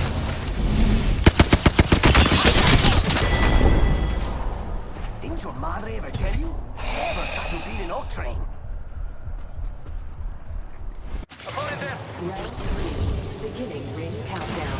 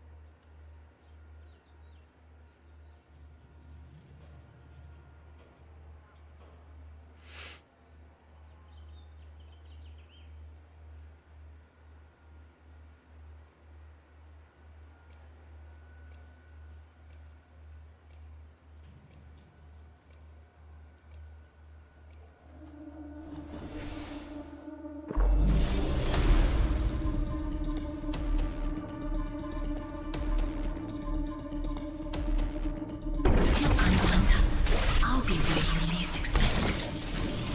Time to win and stay alive. Get ready. Today is not gonna be easy.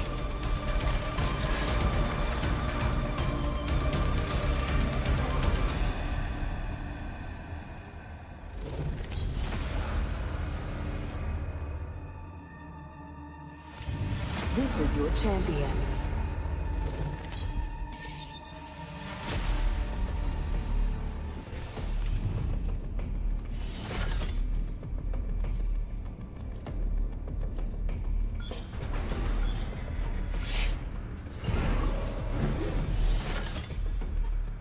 Okay. I see a ring console there. Going to check out over there. Enough lying around. We're dropping.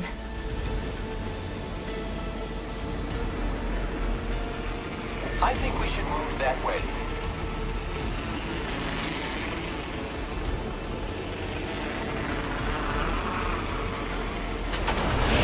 Be on alert, friends. An enemy dropped down close by. Attention. First blood. Getting some damage over here. Up and down.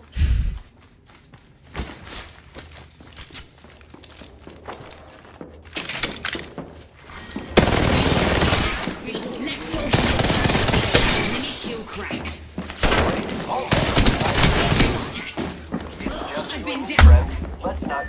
game isn't working, dude. Like, there's audio missing, everything. I'm tougher than I look.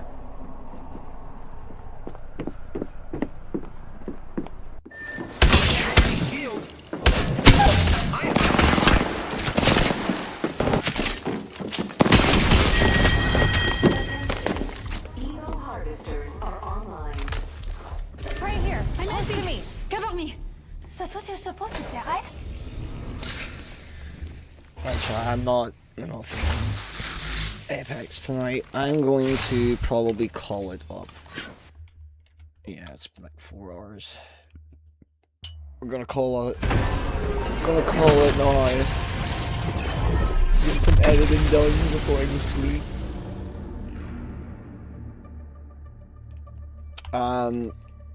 But yeah. I'll be back tomorrow. It's Apex night tomorrow night, but we'll probably be playing that demo before we do that. Until then, though, you know the drill. Peace out. Love y'all. Enjoy the rest of your day. Make sure you tell somebody you love them. Give them a cuddle. Everybody loves a cuddle every now and again. And I'll catch you guys tomorrow. Peace.